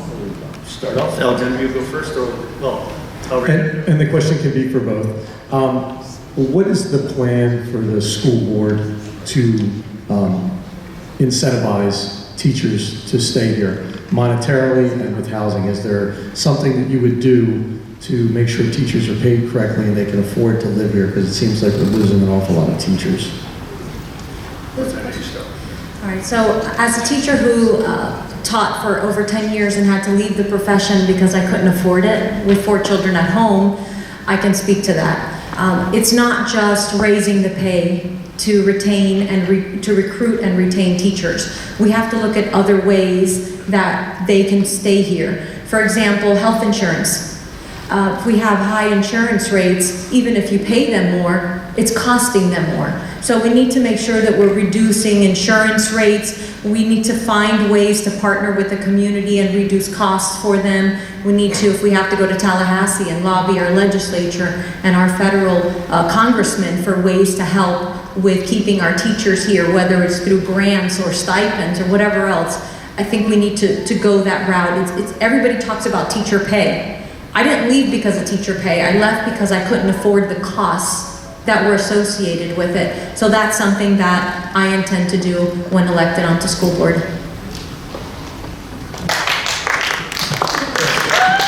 So the school board for maybe the last 10 years has prioritized making the salaries the highest in the state. So they've been pretty successful. We've been pretty successful at funneling as much money as possible towards staff and teacher salaries, and recently there's been extra money in the budget from the state for that as well. But the situation with affordable housing, we're not as critical, and I don't see how, teachers are never going, the affordable housing crisis is not something that we can fix on our own. We need to move forward with Trumbo. We need to work with communities to build affordable housing units, and we need to pay teachers and give them compensation as much as they can. But if we really want to keep teachers here, frankly, we don't have a shortage of teachers. They're just leaving our classrooms. They're chefs and bankers, and they sell real estate now, and we need to make Monroe County the best place in the state to be a teacher. We need to make it so that they feel free to use their professional experience to do creative things in the classroom. They need to feel like they are valued, and that their job is so important here that they're willing to stay in the classroom, because many of our teachers still live here. They're just not teaching in our classrooms anymore, and we need to give them more respect and make them feel valued.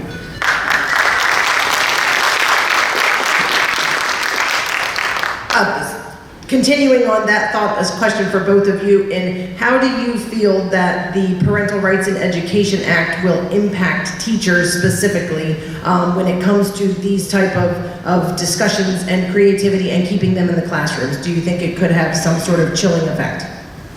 Sue, you start. Well, I think it depends on how the board responds to it.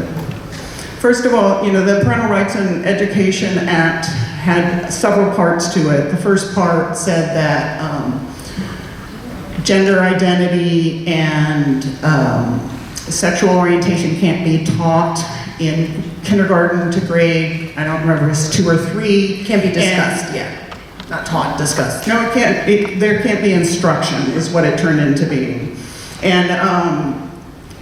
Or at an age-appropriate level at a later date. As far as the kindergarten to 3rd grade, that's not part of the curriculum. We don't teach that. However, we do have a diverse number of families. They're all different kinds of families. They might have a single parent, they might have 2 dads, they might have a mom and a dad, they might live with their grandparents. When a child comes to school, they need to feel welcomed, and they need to feel like all the families are great. And I fully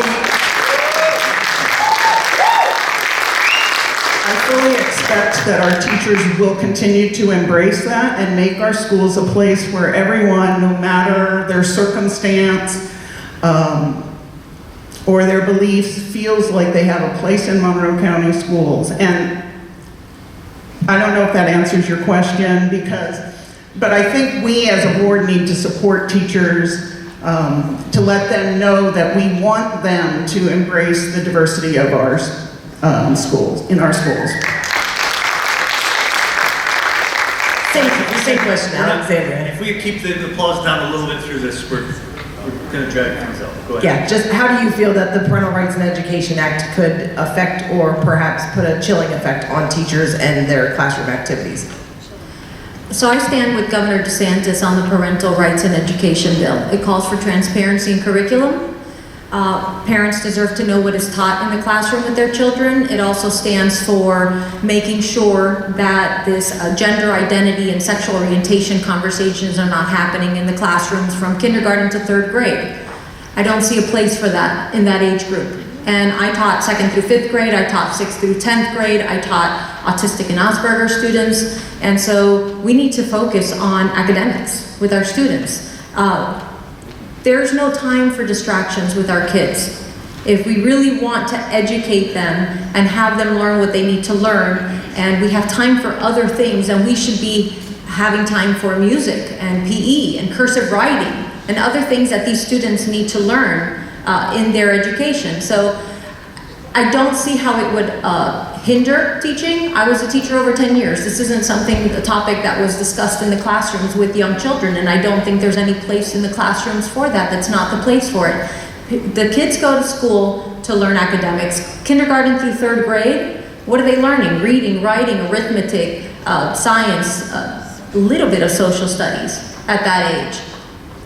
That's what they need to focus on. And it helps the teachers, the good teachers, unbiased teachers, get back to teaching and not have to do something else that doesn't belong in the classroom. That's what you have school psychologists for and counselors for. Anything that's extraneous to academics, there are other protocols and other people in place for those things. We need to get back to teaching our children, let them get back on track after the pandemic and everything that they've been through in the last few years.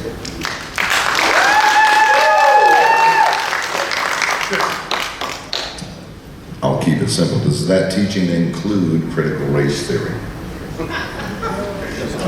I'm sorry, I couldn't hear the question. Does that teaching that you're talking about, where, separating, as you said, separating issues, but teaching math, reading, and such, does that include critical race theory? Personally, I don't think there's any place in our schools for critical race theory. Amen.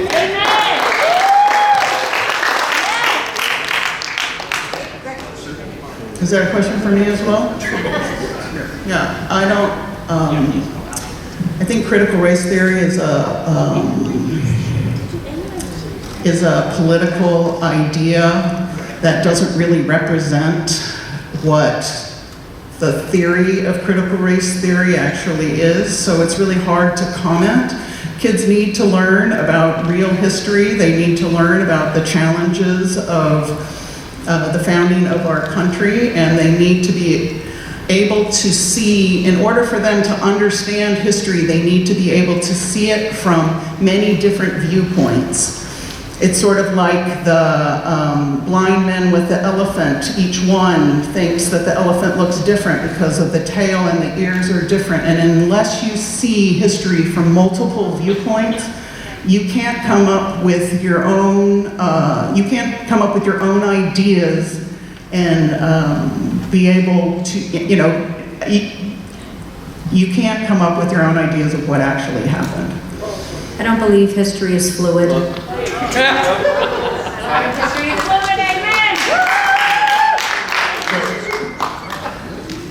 right, this is a worst case scenario budgeting question.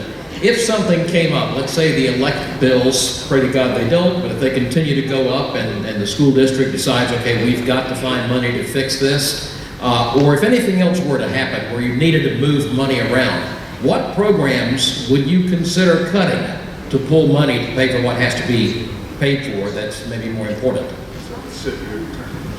So we pay, in our tax, to fund our schools, we pay 90% of the cost and the state pays 10%. And the state mandates more than 90% of what we do. So to say what would we cut, well, it's very difficult. What would probably happen if there was a dramatic drop in our income is that we would have to violate class size, put more kids in classes. If we have fewer teachers, that's what is likely going to happen. Hopefully we can get paraprofessionals and other aides in there to help with that. For a program that you could cut,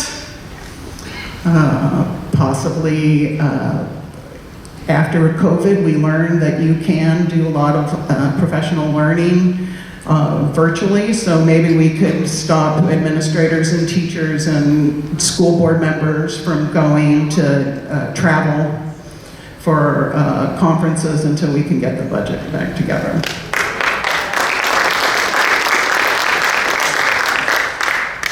I would not want to cut anything when it comes to education in our schools. I think that Monroe County, the boom that we've experienced in the last year or two has raised property taxes. The referendum is certainly going to help that John Diggs spoke to earlier this evening as far as shifting money into the operating account so that it's not more taxes, but it's more money that's available to help us with retaining our teachers and making sure that we've got programs and things in place so that our teachers can teach and our students can learn.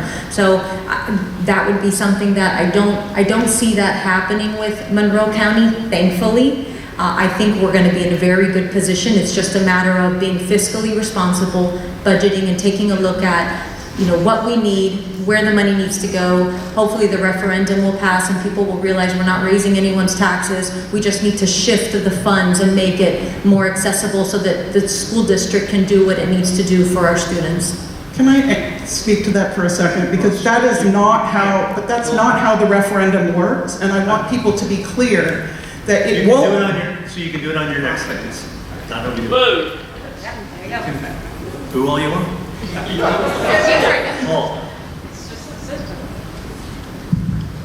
What do you feel for both you currently on the school board, and if you were to be elected to be on the school board, what is the one thing that you're going to bring that's going to make the other members say, wow, this person is bringing something to the school board, a specific skill, or why people should vote for you? That's a great question. What do I bring to the table? Well, I was a teacher over 10 years. I'm the only candidate that was in education. I'm a mother of 6, so I've been on the parental side of things, and my children are no exception to what Darren Horan was talking about. Each child is unique, so my children attended both public and private school because it depended on what they needed individually. I'm an attorney, I'm a prosecutor right now, so when it comes to school safety, who better than somebody who works with law enforcement daily to keep the community safe? So I have a lot of experience that I'm bringing to the school district. And foremost, I've walked in the shoes of many of our stakeholders when it comes to our school board, our school district, our children, our teachers, and our parents. And so I believe that I would be an asset to this school district, and I intend to work relentlessly to help Monroe County get back up to the A district that it should be. Same question for me? Can you repeat it for me, please? Sure. Since you're on the school board and then coming into the next term, what do you personally bring to the table? Okay, thank you. So I am a mom of 2 public school kids that will be in kindergarten to 12th grade. My daughter graduated 2 years ago, and my son is a junior this fall. I'm the only mom right now on the school board that has children in our school district. I'm a pediatrician, but more importantly, I'm a public education advocate. What I have brought to the school board is that I've been studying education policy for about 10 years now, and I am the go-to person when we want to talk about strategizing with something we want to take to the legislature. I know how the system works up in Tallahassee, and when we had a problem with our referendum, I was able to get us connected so that we could get that taken care of. Anyway, that's what I bring to the table. Thank you.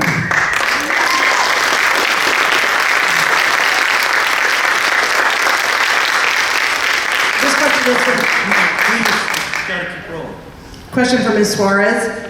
Do you share the concerns of the Moms for Liberty organization, whose members recently criticized the presence of a rainbow flag at school board meetings? And if so, what specific examples of indoctrination, as mentioned by Governor DeSantis, concern you in our schools?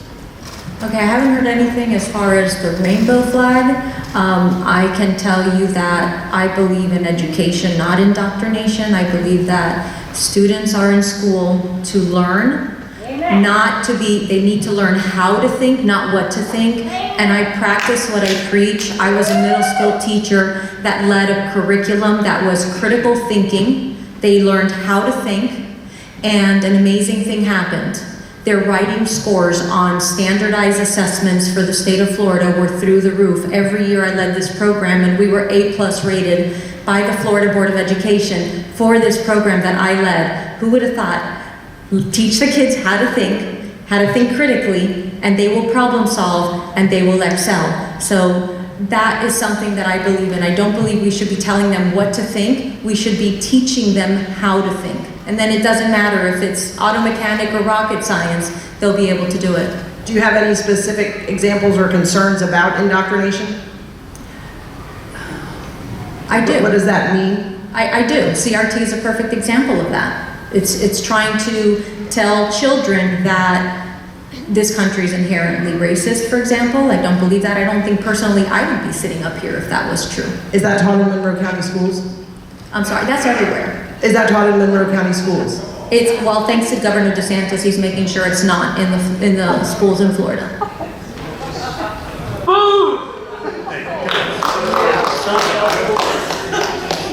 Ma'am? No, well, you're making it more than the others.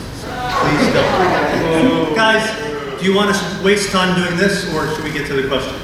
Questions. Please. Just be fair. Chris? Okay, to be fair, I'll ask you what we asked Darren Horan, and this is from one of our hometown members. Do you agree that parents know best in all cases, and how do you determine that? Who is it to? That's to both of you. Okay. Well, I'm a parent of 2 kids, and I can tell you there were times when I didn't know best. Does that mean that I think the school district should tell parents what to do? No. I think we need parents involved, and we know children do best when their children are involved in their education.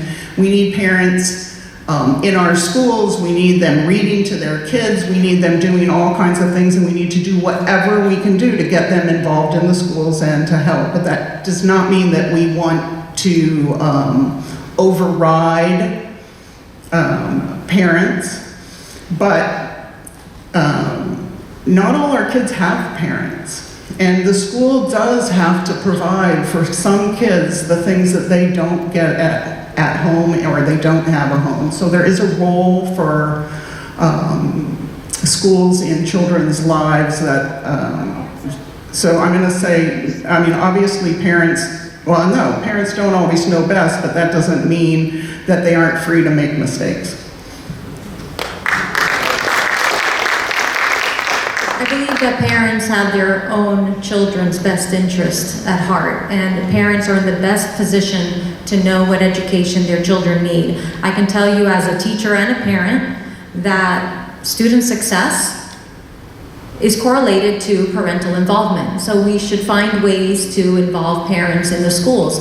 And there's no reason why parents can't be a part and a stakeholder in their child's education.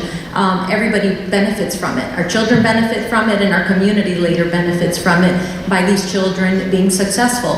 And so I think that there's ways that we can do it. There are situations that not every household is ideal. And some children come to school and they're looking for role models, and that's why I feel we need to lead by example. All right, Joe, you got an easy one for us? All right. Are there any academic programs in the district you would look at changing? Anything you would recommend to change, or are you good with it? Here, start with Alexandra. So I think the school district has a lot of really good programs. I know that trade is something that's the hot topic lately, where we're trying to make sure we incorporate more trade. I would like to see home economics, balancing a checkbook, being able to support different paths of professions for students. Not everybody wants to be a lawyer or an accountant. People can be an auto mechanic. You know, there's a place in society for everybody, and we have to just make sure that we are providing every opportunity possible and all the different options for our students. What I would like to see is I would like to see our district go back to being an A+ district. What that looks like, I'll tell you in a few months when I get on the school board. But I would like to see more of involvement and inclusion. I don't think that we should be pinning public schools versus charter private schools. I think there's a place for everyone in our district. We have a lot of wonderful programs, so we should build on that, build with our partners in the private sector if we can, and we should look at trade and life skills. Wow, was a lot there. The whole purpose of school choice initially was to have schools compete with each other, and that's what was going to make us better. We have wonderful charter schools that are homegrown, that were spawned from a need in the community. I'm 100% in favor of those, but I understand that as a school board member, I do have a responsibility for oversight, and I have a responsibility for doing the competitive side that we're supposed to be doing to make schools better. If competition is going to make schools better, then we need to be competing with all the schools. You know, I'm not a fan of corporate charter chains that have a parental choice. I'm not a fan of corporate charter chains which have their business plan is to make profits off of education dollars. In addition to that, there is no A+ school grade. That I've studied the school grade calculations for a very long time. The district grade is based on a few narrow margins or narrow standardized tests. And when you ask what we need more in our schools, is we need more time spent on more authentic education. We need more art, we need more music. Our littlest ones need more field trips. We need to find ways to get transportation so they can go to those field trips. We need more free play for the youngest children. That's how they learn best. So while I'm on the school board, those are my goals, and those are the goals of our upcoming strategic plan.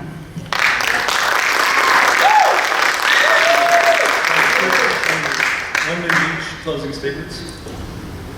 So I'm proud to be a Monroe County School Board member.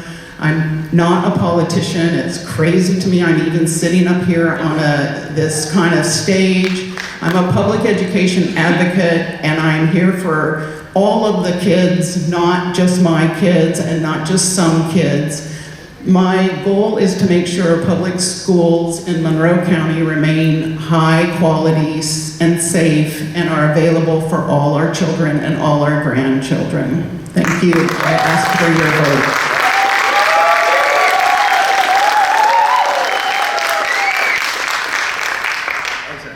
Thank you.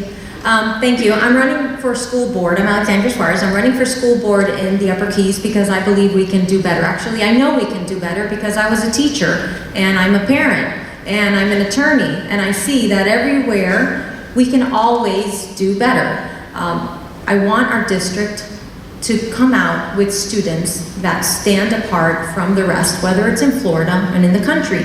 And we have the foundation to do that. But we also need to make sure that we lead by example. I have led by example as a teacher when I led my school to get an A+ rating by the Florida Board of Education in a curriculum that taught our students how to think, not what to think. I would like to lead the rest of Florida with our district, even with the challenges we have with over 200 students with 29 different languages that have reached our district, and those are challenges that we need to address. And so I intend to help that as well. We need to make sure we recruit and retain quality teachers. And I can help with that because I was one of them. And so I am asking for your vote August 23rd for school board in the Upper Keys because we can do better, and with your help, we will. Thank you.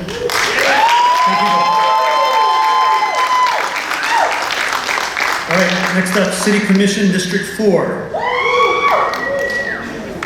And this will be interesting in that virtually nobody in the county gets to vote for these people. But we also figured that most people in the county have never seen these people. So, and city commission races are important, so we're something different.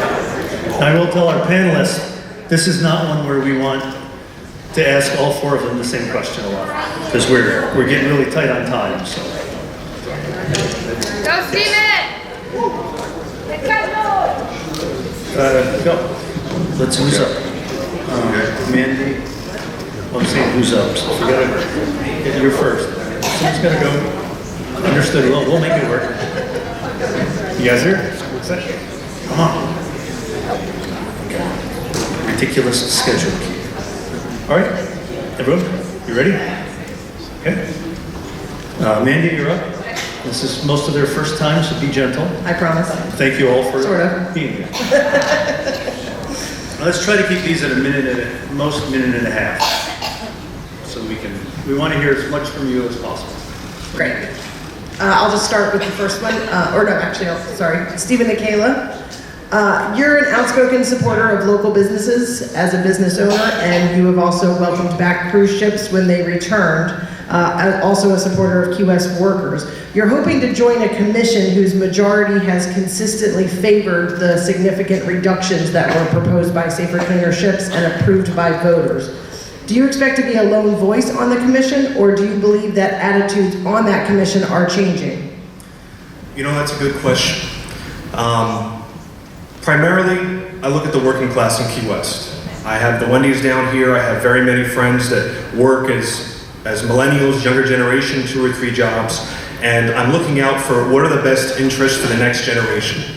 One of those opportunities I saw is in the cruise ship debacle. And during the cruise ship debate, I noticed a lot of things that worried me. I looked into what was going on with Safer Cleaner Ships. What were they saying? Was it true? Was it not true?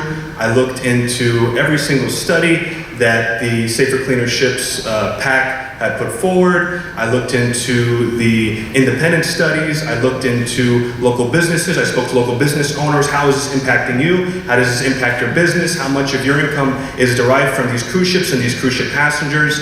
And I had to make a decision. What is my position? And this was long before I decided to run for office. And when I went into a room of over 100 people, and I was outnumbered probably 50 to 1, and I went up as an independent person to go speak up for what I believe was right, I did it, and I believe what I'm saying is true because I've looked into the data and the research, and our city needs to foster tourism. We need to foster what's right for the next generation, for the community, for the working class. So I don't necessarily know how everyone on the city commission feels genuinely, because I do believe that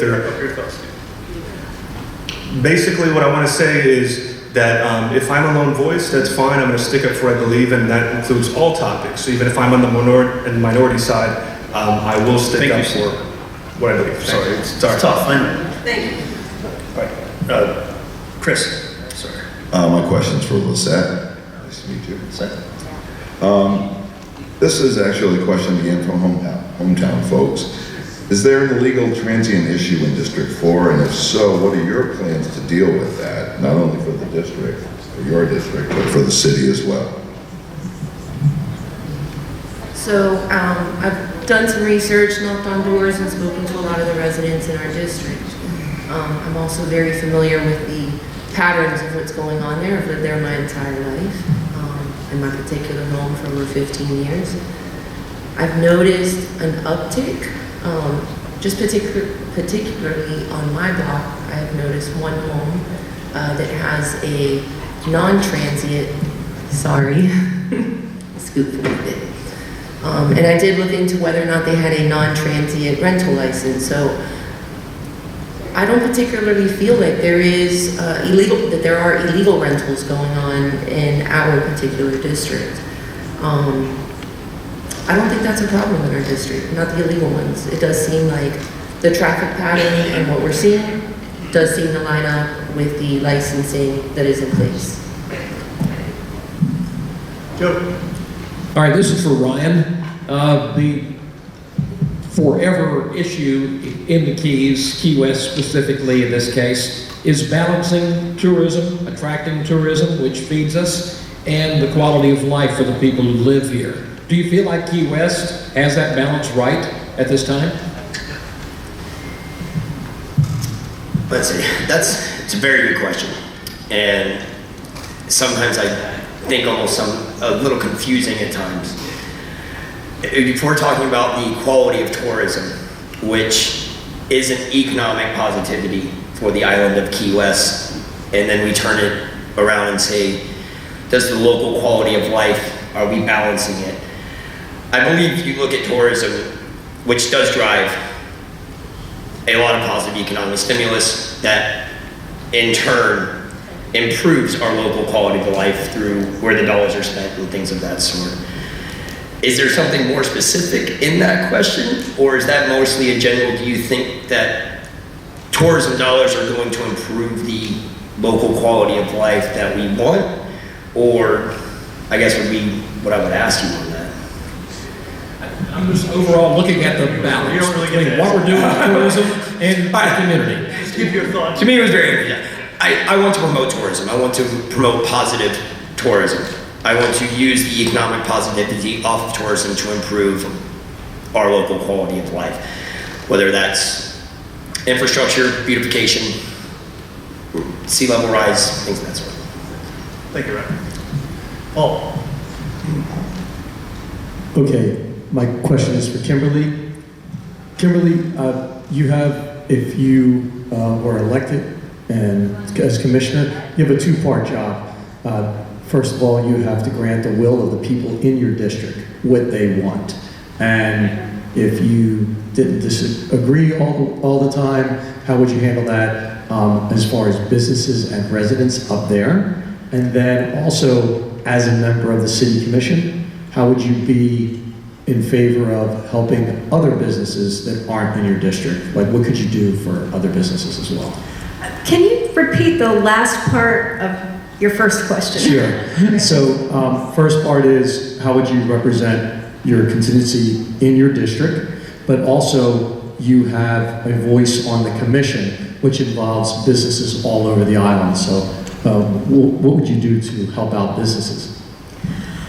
I think between the businesses in my district and overall in Key West, I think we all have the same goals for the most part of promoting successful business that doesn't rely on tourism. You know, we've got 2 shopping centers in our district that are missing their anchors. So we've got a problem there. We've got businesses downtown that are empty, storefronts. How do we address that as a whole city? The mayor touched on that, but these are private entities, so that I think that we're limited in what we can do there specifically. And am I missing another part of the question? You don't get to ask. So, let's go back to Mandy. A question for Ms. Cuervo-Carey-Lisette. You've seen firsthand the city's housing crisis, both working at the City of Key West and now as an administrator at the Housing Authority. How do you anticipate your job at the Housing Authority affecting you as a commissioner? And do you anticipate having to recuse yourself from any decisions or votes involving projects such as Poinciana Gardens, Garden View Apartments, and the renovation of public housing projects? Really? Yeah. Hey guys, keep playing. We are. Thanks. So I actually haven't made the decision of whether or not to stay at the Housing Authority. That hasn't been addressed. But I don't think, I mean, I'm here to represent the residents of District 4. I think that the knowledge that I have, not only historically working for the city, and now I've only been with the Housing Authority since October. I haven't made it a full year there. So I'm just taking that knowledge. I'm hoping to turn it into positive things, to make some great decisions, to better our community. And if at some point, whether it's a recusal that I may need to make in order to have a fair vote on the commission, I have no problem doing that. But to be honest, I haven't really, I'll cross that bridge when I come to it. No, that's fair, thank you.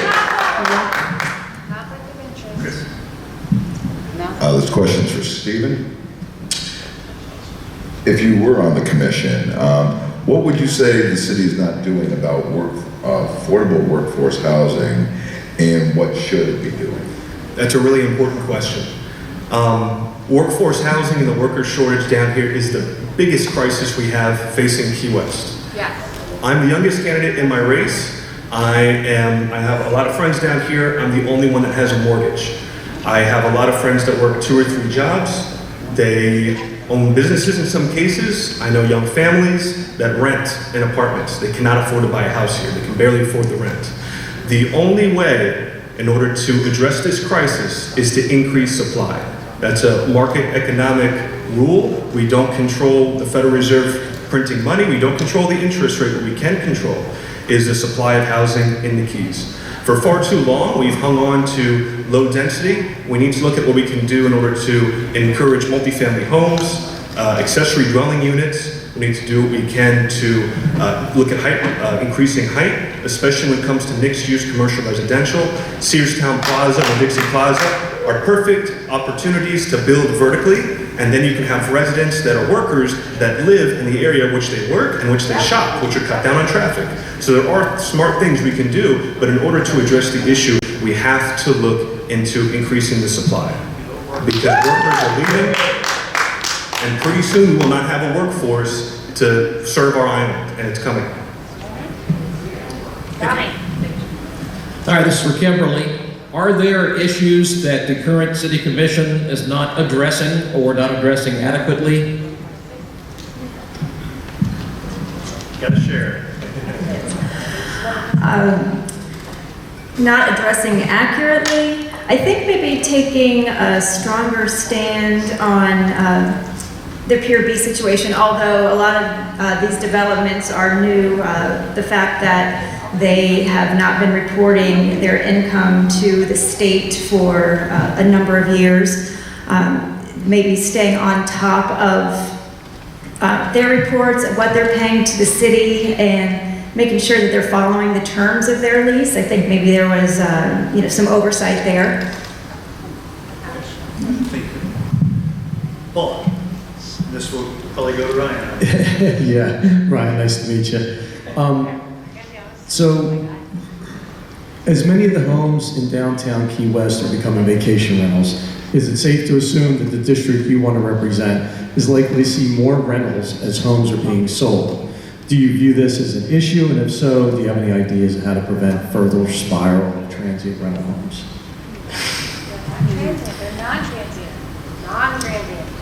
Well, I would say, obviously, we've seen the increase in transient rentals downtown. And if you're asking me, do I see it coming towards my district?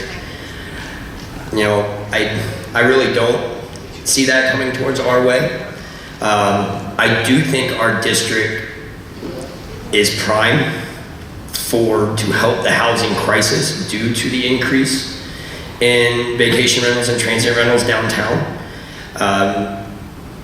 But I don't see our district being moved into, especially when we're looking, I guess the only place I could really see, if you ask me, is La Brisa, and that being in the condo association of that sort. But I don't see the personal homes and they're being sold out for transient. It's too much to drive downtown, and they want to be in the heart of where it is.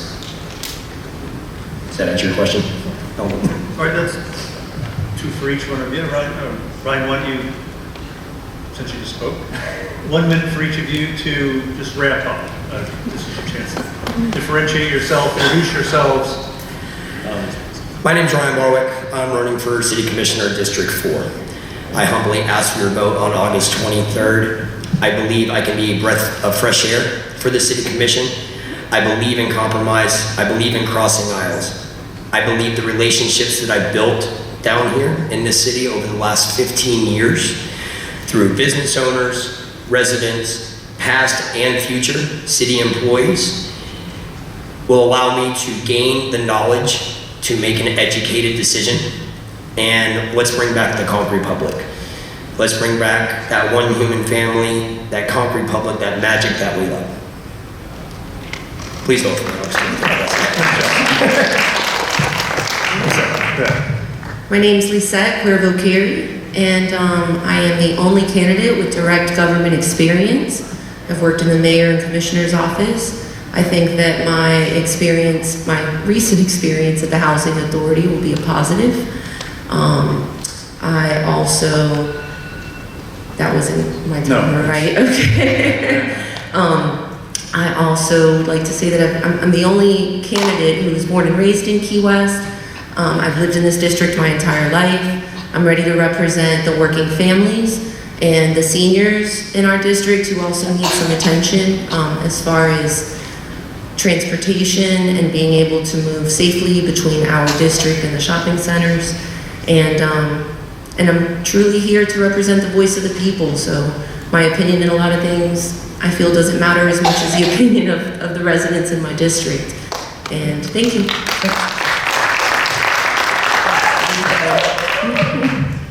My name is Stephen Akela. I'm a lifelong Keys resident, business owner, and new dad. I want my future to be in Key West. I want my family's future to be in the Keys. I've seen the working class struggle and try to make ends meet down here. I've seen many business owners also struggle and try to continue to do business down here. I'm the younger candidate in the race. I'm a millennial. The largest demographic in Key West is 24 to 35. The second biggest is 36 to 45. Our next generation, our millennial generation, has been through 2 life-changing recessions and a plague.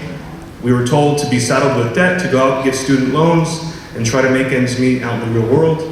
The economy is not there for us. We are the working class, we're the backbone of the island. There's a next generation of entrepreneurs, business owners, and families that want to make a home here. And we need to be accommodating of that and accommodating the next generation so that we can continue the legacy. Thank you. Okay. Hi, I'm Kim Highsmith. I'm the only person sitting up here who signed the petition to have Safer, Cleaner Ships referenda put on the ballot. Since this race began, I'm the only person who's shown up to city commission meetings. I've been meeting with city officials, employees, representatives of community organizations. I've been doing a ton of reading so that when I'm elected, I can hit the ground running. I'm not here to be a politician. I don't have a personal or political agenda. I'm not beholden to anyone. I'm a Democrat married to a conk Republican, so I'm well-versed in the art of compromise, reaching across the aisle and seeing something from a different point of view. If you want somebody on this commission who works her butt off, who listens to people and gets shit done, please vote for Kim Highsmith on August 23rd. Thank you all. And before you all get up, well, actually everybody stand up. In this election, more than half the seats up were uncontested, from state senate on down. Here we have a lowly city commission seat with 4 contestants. Wouldn't it be great if every race was there? Thanks, guys. Really nice job, you guys. Thank you.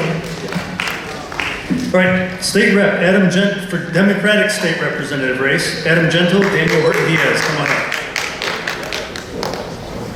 We're not too far behind schedule. We're not going to be out at 7:30, but we're doing pretty good. Come on, guys. Well, their bladders are not as big as ours. They promise they come back. Let's see this. It's going to be Chris, so it's not going to be Chris. You guys ready? We're not going to wait for him. Which one do you want to go first? We're skipping order. Joe. All right, guys, we're going right into it. All right, let's roll. Apparently half the panel left. Well, let's start off on the topic of insurance. It seems like it just keeps getting worse and worse and worse. Is there anything that you guys, and I guess I could ask both of you this question, what would you do to try at the state level to clean this thing up?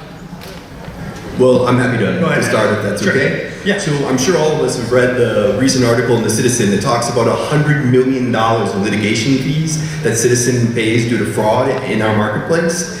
As your state representative, I would appoint a commission to investigate that fraud, so our insurance dollars are actually used to pay for repairs when there's a storm, and not to settle out fraudulent litigation. I think we have to remove the corruption from the marketplace and also bring in new actors by trying something that Charlie Crist has proposed, which is making it so if you want to sell car insurance here in Florida, you also have to offer homeowners insurance.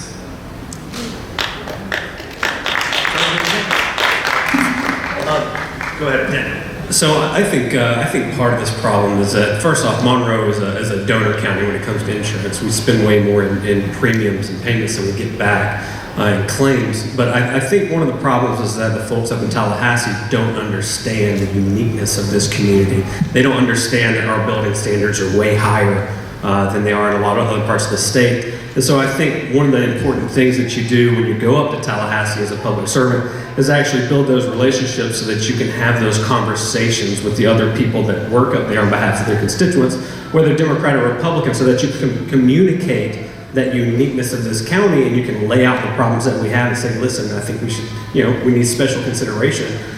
We shouldn't be paying so much into the system where we don't claim that much back. Thanks. Just keep on. Paul, you're up. Welcome, gentlemen.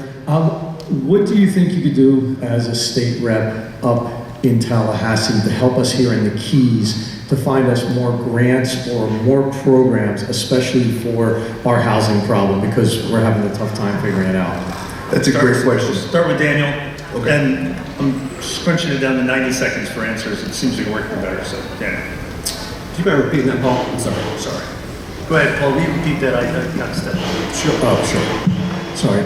So, what will you do as a state rep up in Tallahassee to help us down in the Keys and Key West with grants or incentives or some kind of program, especially with our housing problem?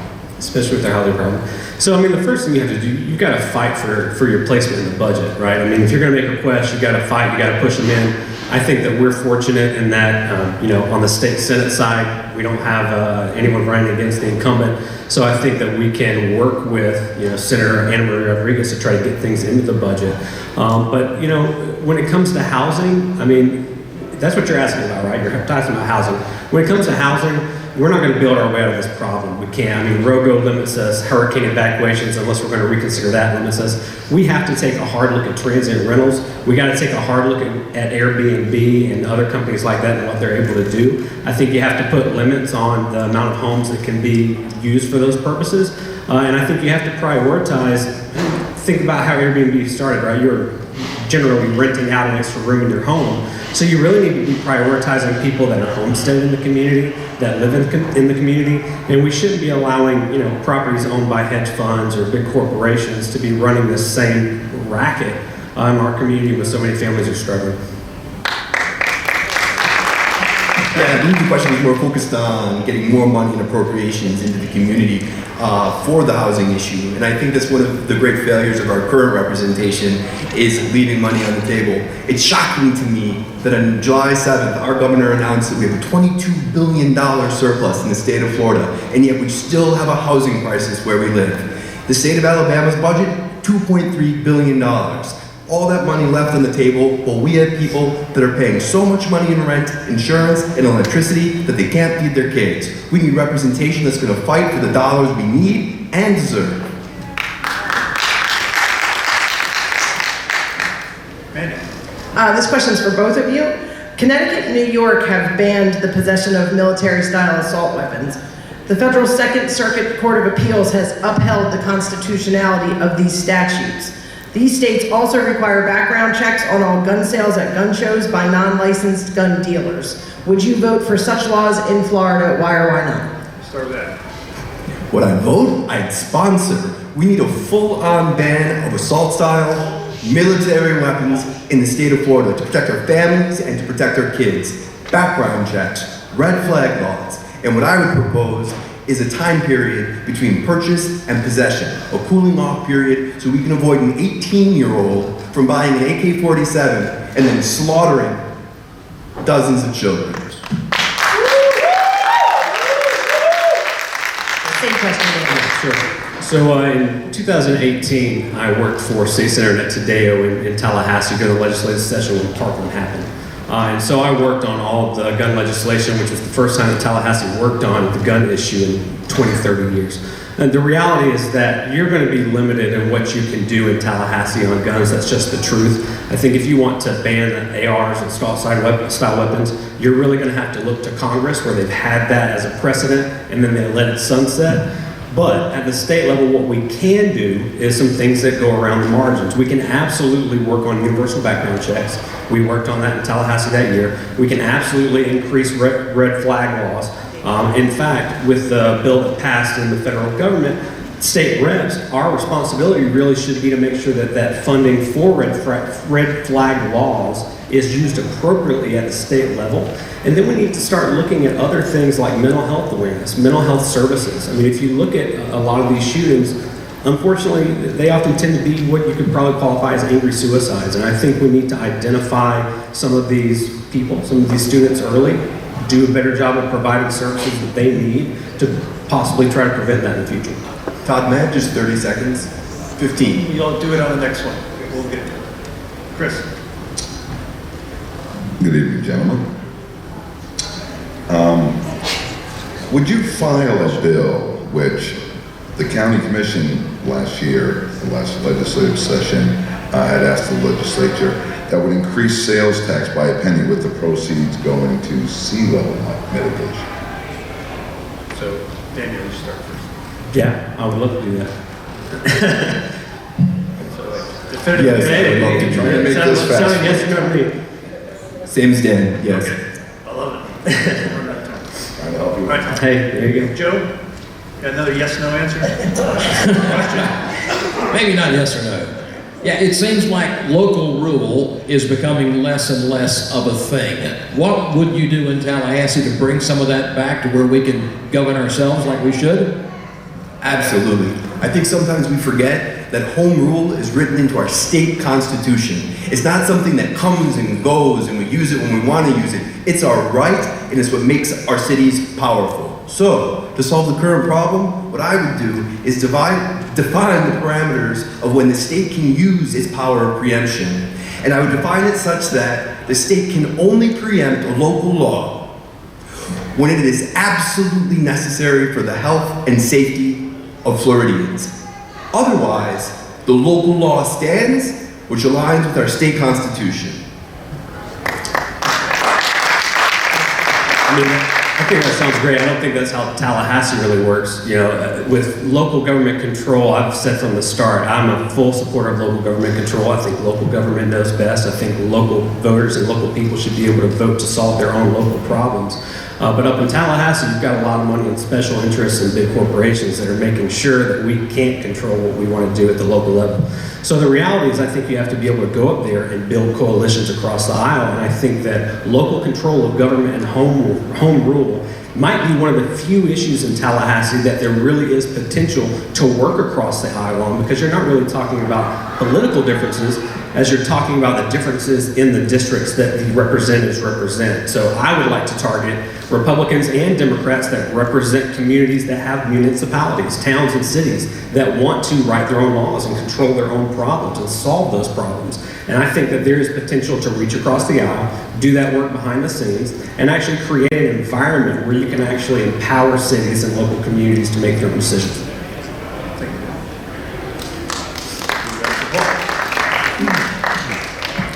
Gentlemen, what is your one item that you want to present to Tallahassee that's really important to you that you're running with? It's affordable housing. It has to be. I was knocking on doors this weekend, and my campaign manager and I had 5 people that we spoke to at the door that broke down in tears, just talking about how much they're struggling in the community. And you know, it's something that was a problem 6 years ago. It's something that I know the local electeds want to work on or want to fix. But I think that we've got to go up to Tallahassee and really push hard to do everything that we possibly can to look for options for affordable housing, whether it's funding, like we were talking about earlier, make sure the Sadowski Trust is fully funded so that you have that affordable housing money available, whether it's working with the local county, working with the local cities to make sure that we get them the block grants that they need, whether it's looking really outside of the box for alternative housing. I mean, you know, even looking out at the mooring field, there are people that live out there. Those are the people that work in our restaurants and teach in our schools, you know, making it more available for them to be there instead of making it harder, which you saw in the last cycle. Yeah, I echo Dan there, but so I'll take another on that one. Another thing in the Florida Constitution is a right to privacy, something that we don't have in our federal Constitution. That's one of the reasons we've seen Roe v. Wade overturned. So, I believe that we need to codify the right for reproductive health at our state level. We need to codify the right to contraception, to the freedom to marry who we love, and the right to privacy to live our lives as we choose to live them.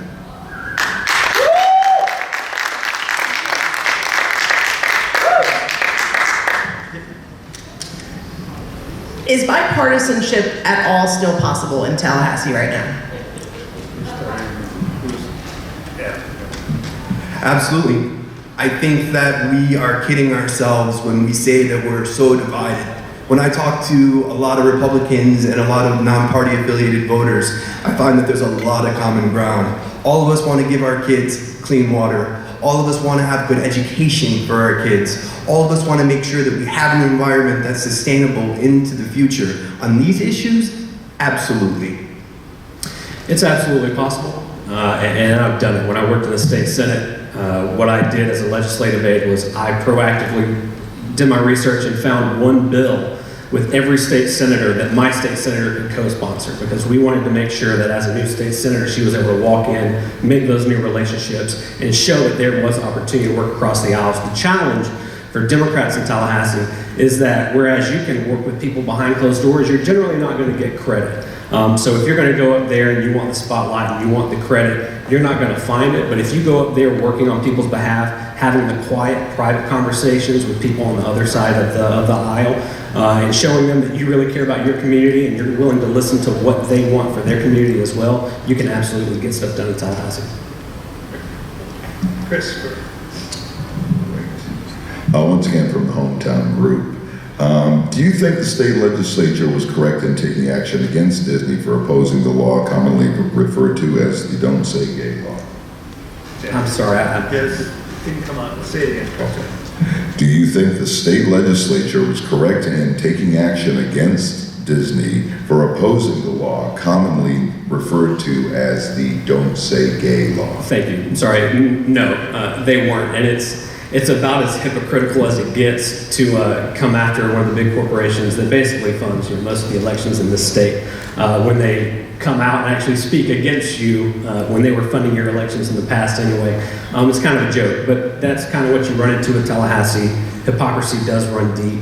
And what you're really talking about is having to go up there and take on some big corporate interests and be willing to fight that fight. So were they right? No. Will they keep doing it? Probably. But the only thing that we can do is to start winning some of the seats like this, get those numbers closer to even up in Tallahassee so that both sides have to come to the table so that those special interests don't have so much power. No, it was a despicable abuse of power, and I think it's a real pity if we approach this opportunity to go to Tallahassee with the idea that these things that are happening that are bad and terrible for our state and destroying our democracy are probably going to continue. Therefore, somehow we have to accept them. Let's be bold and let's punish this type of behavior, which I believe is antithetical to our democracy. That's 2 full rounds. We'll give you a minute and a half to do a closing statement. Adam, you start since you were just talking. Great. I believe that I'm the best candidate for this position because of my experience. I've experienced investigating real corruption in businesses and government. I've experienced working in the area of affordable housing, helping people stay in their homes. I've experienced working with the environment, with scientists and government leaders to ensure that we have a sustainable future for our families. No one else on this stage has that wealth of experience, and that's the reason I'm sitting here today, and it would be the greatest honor of my life if I could have the opportunity to serve each and every one of you as your representative in Tallahassee. Daniel Horton Diaz, Democratic candidate for the State House. I think that what makes me different in this race is actually my experience, and I believe I have experience in this race that matters. I've worked in this community. I've run in this community since 2016. I ran for the State House. And most importantly, it's not just experience about what you do and what you put on your resume, it's who you care about and what you're willing to do to accomplish things for the people that you care about the most. And I've done that. I've made sacrifices in my career prioritizing getting service in the state legislature, working directly on voting rights nonprofit at the state level, working in Congress as the district chief of staff in this community, because I believed that from the first time I ran in 2016, the people that I met here made a difference in my life. And I've been helped. I grew up in a family that was helped. I come from nothing. And if I could give back to this community and the community that I care so much about in the smallest way, you can always count on me to prioritize you and helping others first. It's all I care about. It's what drives me. And that's my passion, and I hope you'll give me the chance to do that as your state representative in District 120, Dan Horton Diaz, Democratic candidate. Thank you for your support. Cool. Thank you both. Okay, our final group of the evening is the state rep Republican. We've got Robert Allen, Jim Mooney, the incumbent, and Rhonda Redmond Lopez. Come on up. 7:20, so we'll be about 10 minutes over.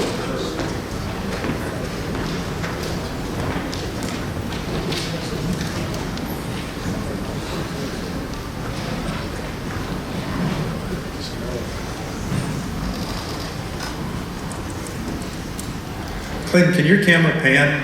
Yeah. Can the creature stand up just so we can, we're not endorsing anybody, but he's been sitting in that hot, horrible thing all night, so he deserves a little bit of something. I can't, up here I can't see anything, so it looks like a rat. What is it? Is it a manatee? Rhonda, what is it? I really don't, I can't see. That's Marty the manatee. Okay. He's a stakeholder in House District 120. All right. And he wanted to be here. I'm fine. I didn't mean to, I wasn't, it was real, I'm so sorry I called it a rat. I couldn't tell. What is it? I feel terrible now. It's a manatee. It is a manatee. I cannot see anybody. That's why I picked on you, ma'am, in the front row. You're the only person I can see. So, all right, let me just try to bail out of that nightmare. So, is Robert Allen here? Robert Allen, come on down.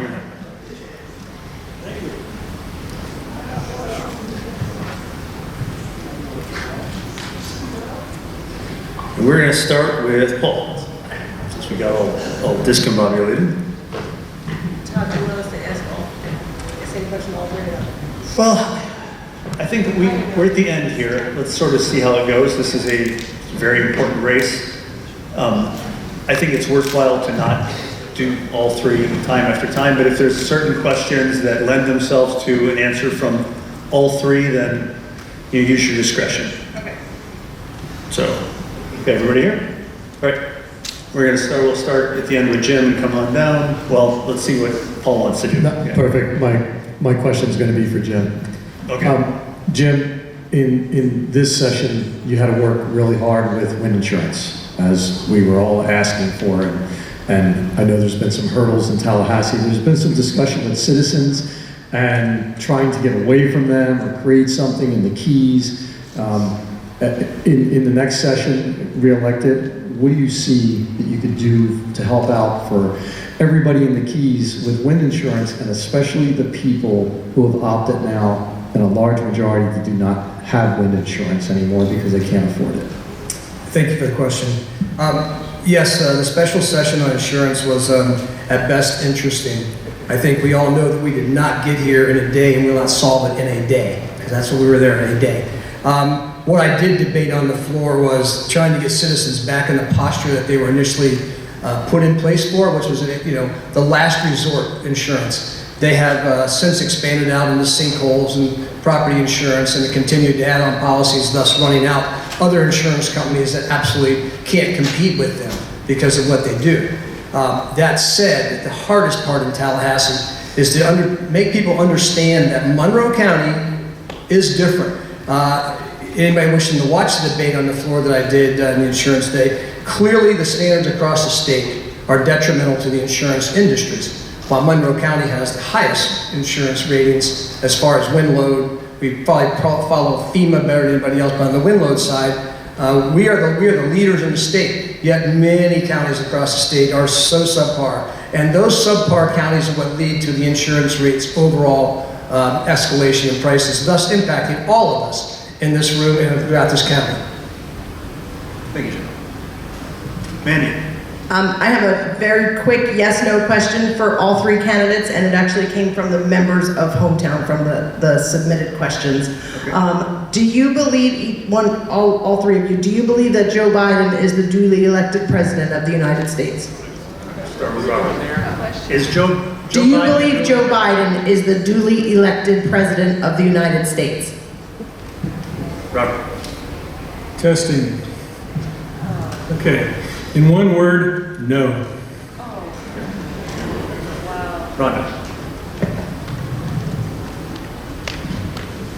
By national law, Joe Biden was named the President of our United States. Jim. Yes, he's the President of the United States. Chris. I'll go back to the question I asked of the Democratic candidates. Do you think the state legislature was correct in taking action against Disney for opposing the law commonly referred to as the Don't Say Gay law? That's a quick question for all three. Start with Rhonda, then Jim, then Robert. I most definitely do. No mega corporation should run our legislature and try to run a town. Jim. Thank you. Underneath state law, there were roughly 2,000 special districts initially set up throughout the state, Disney being obviously the largest special district in the state of Florida. How it went down is a matter of debate for anybody that wants to debate that amongst themselves. But the reality of it is they are one of only a handful of special districts that are still existing in today's standards. So by state law, they must conform to the statutes in place, and therefore they need to come to a resolution and abolish or massage that particular district. Robert.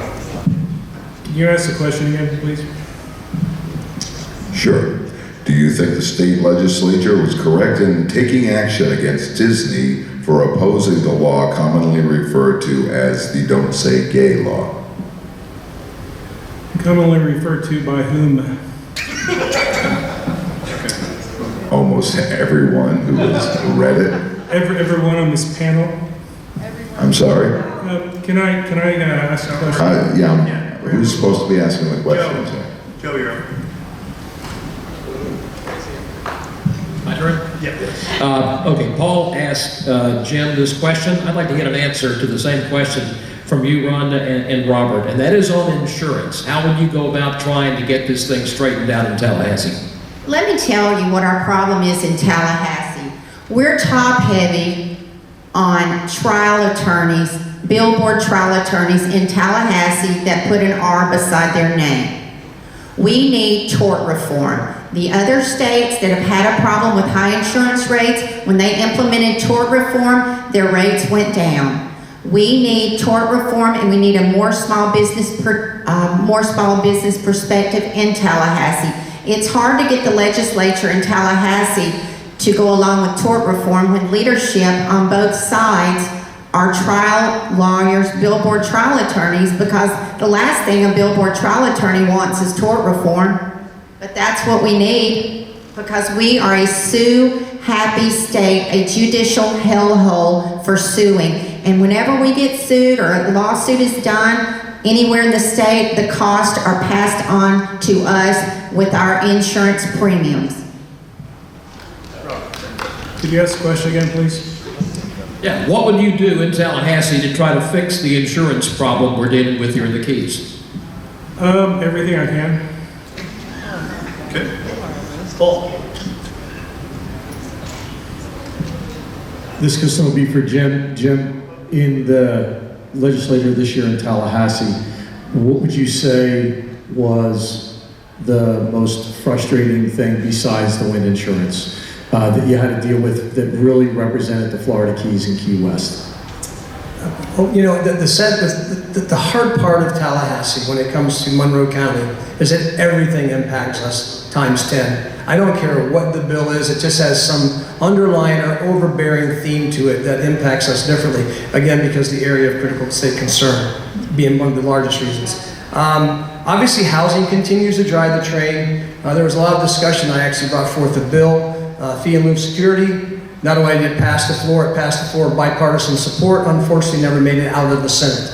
But housing is a big issue in Tallahassee that affects, again, Monroe County specifically. But it's, you know, we're not unique in this situation. It is a statewide disaster waiting to happen. And we can correct it, but it's going to take a lot of hard work, and there is no magic wand to fix that overnight. We just have to continue to do what we do and do it as hard as we can. This question is for Rhonda. I asked the same question of the Democratic candidates. Is bipartisanship still possible in Tallahassee, and is it a goal of Florida Republicans? Well, if bipartisanship worked in my household growing up with my daddy being a blue dog Democrat and my mother being a Republican, I think we can make it work in Tallahassee. I think everyone, especially in this room, this county, and this country, they want the best for this country, and we can find common ground. We cannot get frustrated. We cannot insult each other. We have to find common ground and commonalities. We won't agree on everything, but my grandfather told me, he said, Rhonda, if you are getting ready to vote for someone in office, if you can find a candidate that you agree with over 50% of the issues, you've probably got your candidate. Because even if you're partisan, you're not going to always find a Republican or a Democrat that's in line with 100% of the things that you agree with. So we've got to give, and we've got to take, and we've got to respect each other for the betterment of this country and this world for that matter.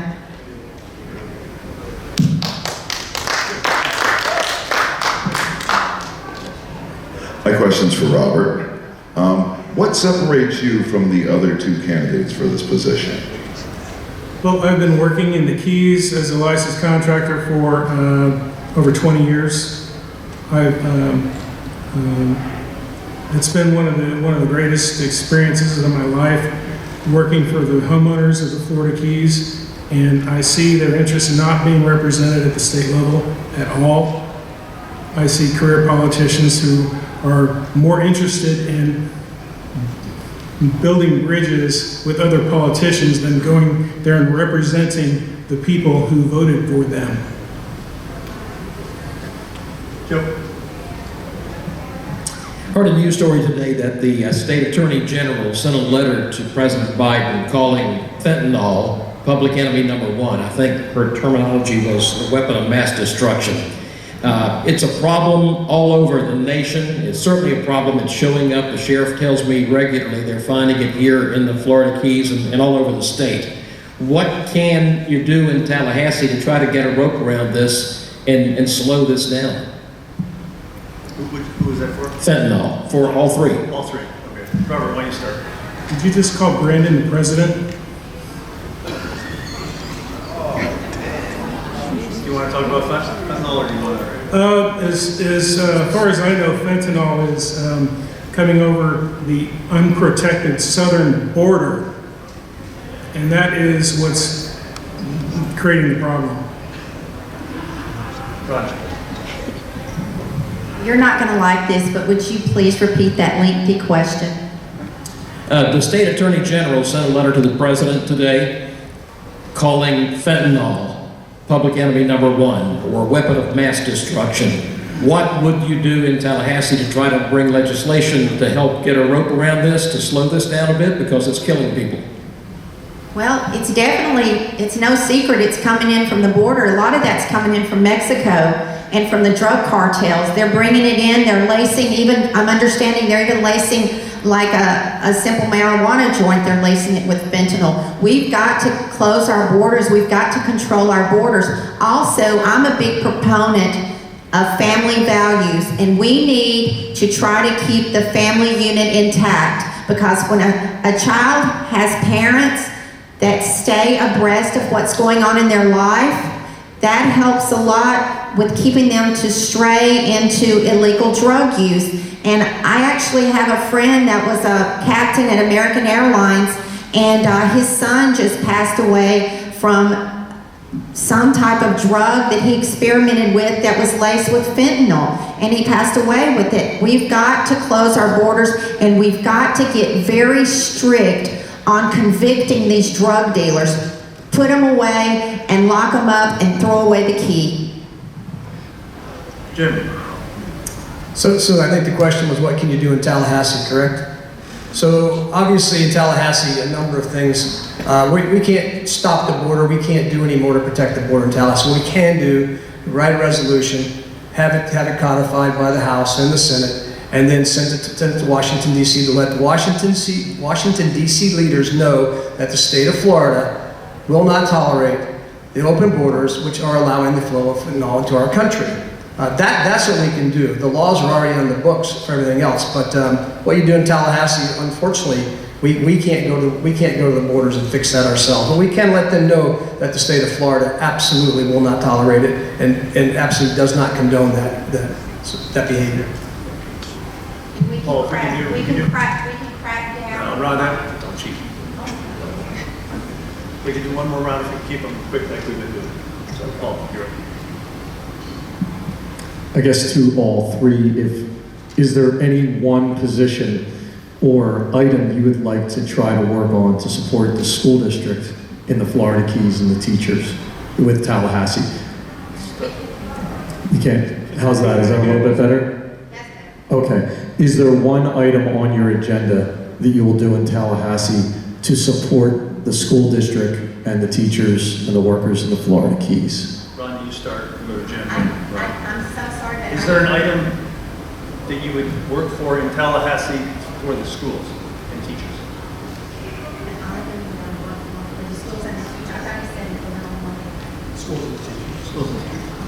First of all, I would try to get teacher pay raised because I am the daughter of a lifelong public school teacher. I would want to protect the pensions of the teachers, and I would also want to raise their salaries. That is so attractive to get the type teachers we need. We need their salaries and their benefits to be competitive. I had someone tell me, oh, teachers, they don't need to be paid that much because they do it for the love of the profession. Let me tell you one thing. My mother was a teacher almost a half a century, 48 years, and she taught and helped. When she taught, her paycheck came home and helped put food on the table. She loved her profession, but we need teacher raises, and we need them now. Jim.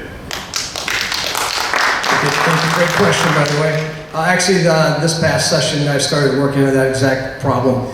School boards across the state of Florida, in particular Monroe County, have numbers of vacant properties across the state, and Monroe County has its fair share of vacant properties. The problem with housing on the school board properties is that when you go to build workforce housing units on those properties, there are state statutes that drive the train on what is affordable and how those standards are met. So what you get is an upper echelon, particularly in the admin side of the education world. You get an upper echelon pay scale that looks very good on paper. It's not so good in reality. The reality of it is that the number of school board people across Monroe County and across the state again won't qualify for many of the housing projects that could be built on free dirt, so to speak. I know the school board has already contacted me. We looked into that. It was too late to actually attack that state statute.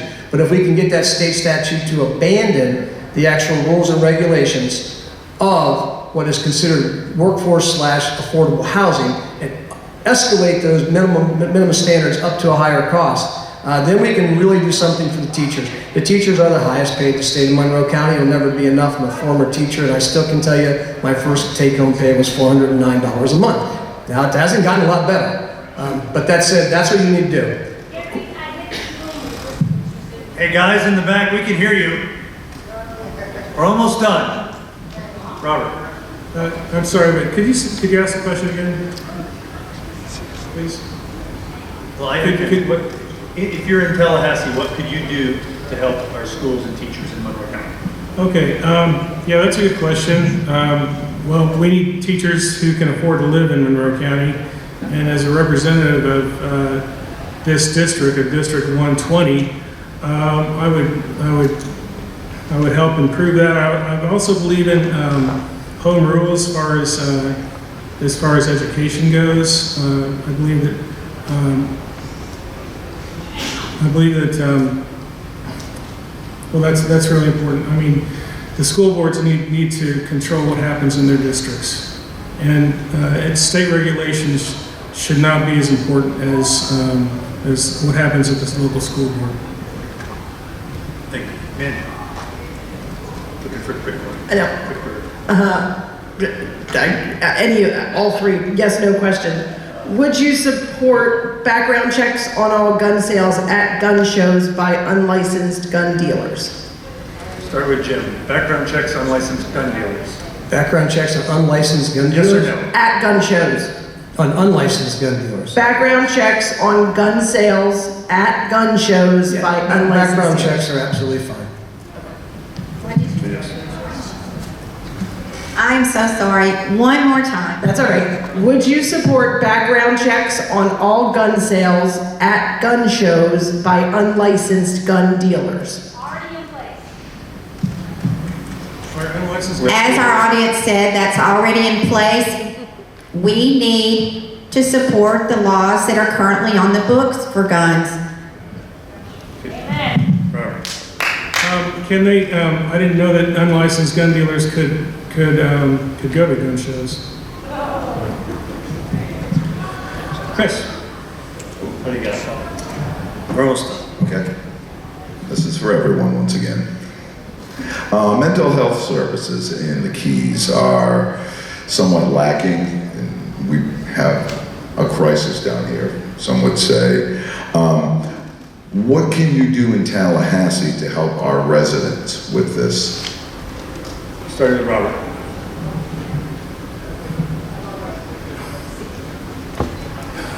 What is the question? Mental health services. Services? Yes. I'm in the county. not familiar with mental health services in Monroe County. If I was, I would find people who are more qualified than I would, and I would ask them. Okay. Ron. We have a surplus budget in Tallahassee. I would do everything in my power to get more money allocated for mental health services. Let me tell you one thing. These mass shootings that are going on, people want to grab the guns. Let me tell you, we have a mental health crisis with our young people. They need help. Mental health, brain issues are the elephant in the room. Nobody wants to talk about their cousin or their aunt or uncle or their child having a mental health problem. A mental health issue is just like a heart issue. I'm tired of the stigma. We need to put more money and allocate more money into mental health facilities, not just in Monroe County, but throughout this nation. Obviously, mental health issues are a massive issue, not just in Monroe County, but across the nation. That said, that what you do in Tallahassee is you have to sit there and you have to use the rules that are in place. The municipalities, the stakeholders within this county must continue to ask for the funding, and it shouldn't always be through appropriations. There are grant programs out there, and all the stakeholders have leadership. Monroe County has a great team inside the system that constantly is looking for more money to upgrade. But the reality is our facilities, our infrastructure is poor at best across this county. Housing will also be an issue, getting mental health experts in place. But we will continue to expand on that. You continue to reach out for all the funding possible and do the best you can with what you have up there. There is, again, no one-size-fits-all and no quick fix to any of these things. If there were, we would not be doing this evening. There are lots of great questions tonight, and that's another great question, but unfortunately with a very difficult answer. But what you do is you reach out for the funding, it's in place, continue to push for more funding, and continue to upgrade your infrastructure, thus attracting better professionals in that field. Thank you, Jim. All right, Joe, last question. All right, for Jim, what do you consider your biggest accomplishment in the 2 years you've been in this position? And for the other two of you, what's the biggest thing he's left on the table over the last 2 years? Okay. Thank you, Joe. We'll do it. Jim, Robert, then Ron. Well, I think really the accomplishments are, some of you don't see, you don't read about, you don't hear about. We have helped numerous people from the disaster of the unemployment issues to rebuild Florida issues to getting people into housing that they're about to lose their homes, to helping people get new windows, get their homes fixed up. Nobody reads about that. We don't put it out on our internet. We don't put it out on Facebook. We don't do any of that because that's what we're supposed to do. We're supposed to help these people when they ask. Aside from those things that we don't know about, we certainly know that bringing home $80 million to District 120, and the majority of that funding, almost all of that funding, comes into Monroe County. To continue to foster relationships, to bring in an additional $110 million this year into Monroe County from the state. Those are accomplishments that we don't read about them, but that's my account. $80 million, over half of that directly related to the environment and protection of our green spaces. And so I'm very proud of that. Very proud of that. Okay, I respect anyone doing their best and working very hard. That $80 million brought back, you guys may not know, but a lot of that $80 million is allocated before we even have a representative go up to Tallahassee. There's multi-millions that's going to get sent back here, whether we have a representative or not. But when we did not get a dime of funding for AHEC, that was disastrous. That was almost $750,000, half of AHEC's budget.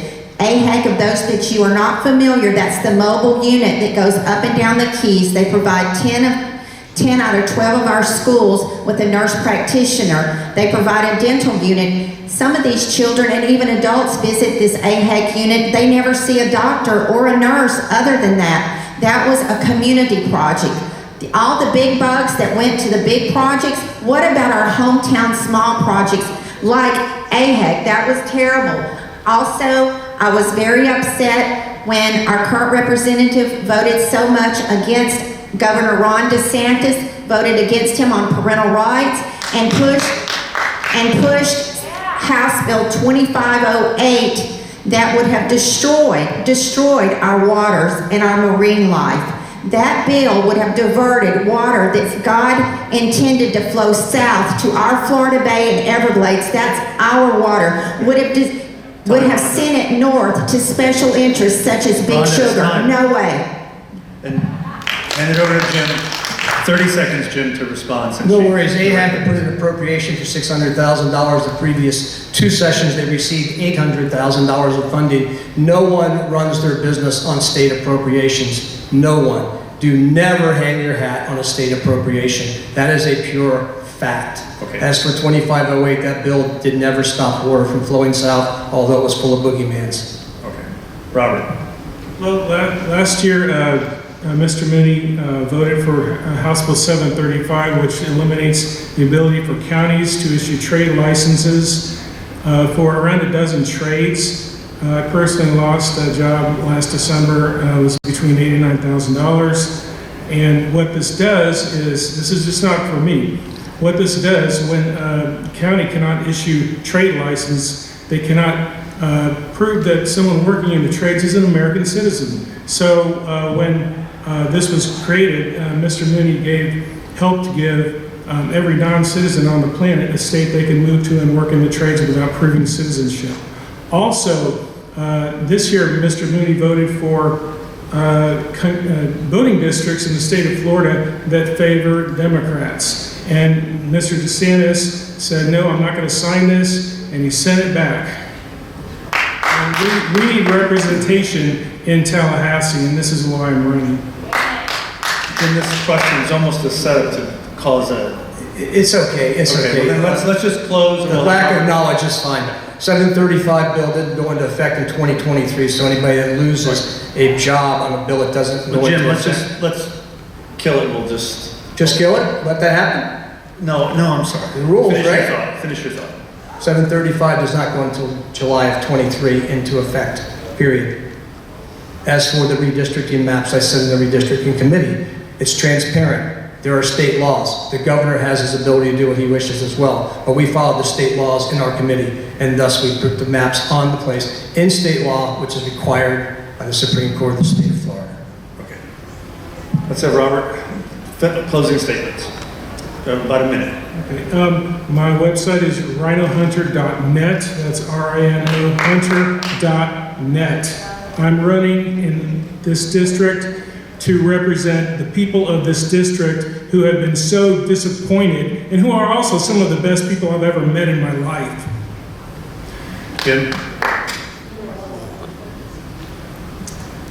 Jim Mooney, your sitting state representative, it's been an honor to represent you. I told you 2 years ago I'd represent you with honor and dignity, and that's what I've done. I have fostered relationships that were previously met by Ron Saunders, Ken Sorensen, Holly Rashine. Those relationships have allowed me to garner the leadership backing in Tallahassee. I won't go into all the people who are backing me in Tallahassee, but the leadership are backing me. Fraternal Order of Police are backing me. But that said, it's not about any of those leaderships. It's about representing you. And that I've done with, again, honor and dignity, and I look forward to your support on August 23rd. Thank you, Jim. Rhonda. Well, I'm not part of the Tallahassee swamp. I'm not part of the Tallahassee establishment. I am you, and you guys put me on the ballot. I didn't pay $2,000 to get on the ballot like this guy did and this guy did. And I want you to know that from farm to sea, South Dade, where our farmers are, I will support them and make sure they get their fair share, just like Monroe County. And also, I want you to know, no one will outwork me. Nobody at this table has the energy that I have. I will be the best representative that Monroe County has ever had. Thank you, Ed. Thank you, Rhonda. Thank you, Robert. Thank you, Jim. All right, everyone, that's it for the evening. Thank you all for coming. I would like to say it was the best behaved crowd ever. I will not say that.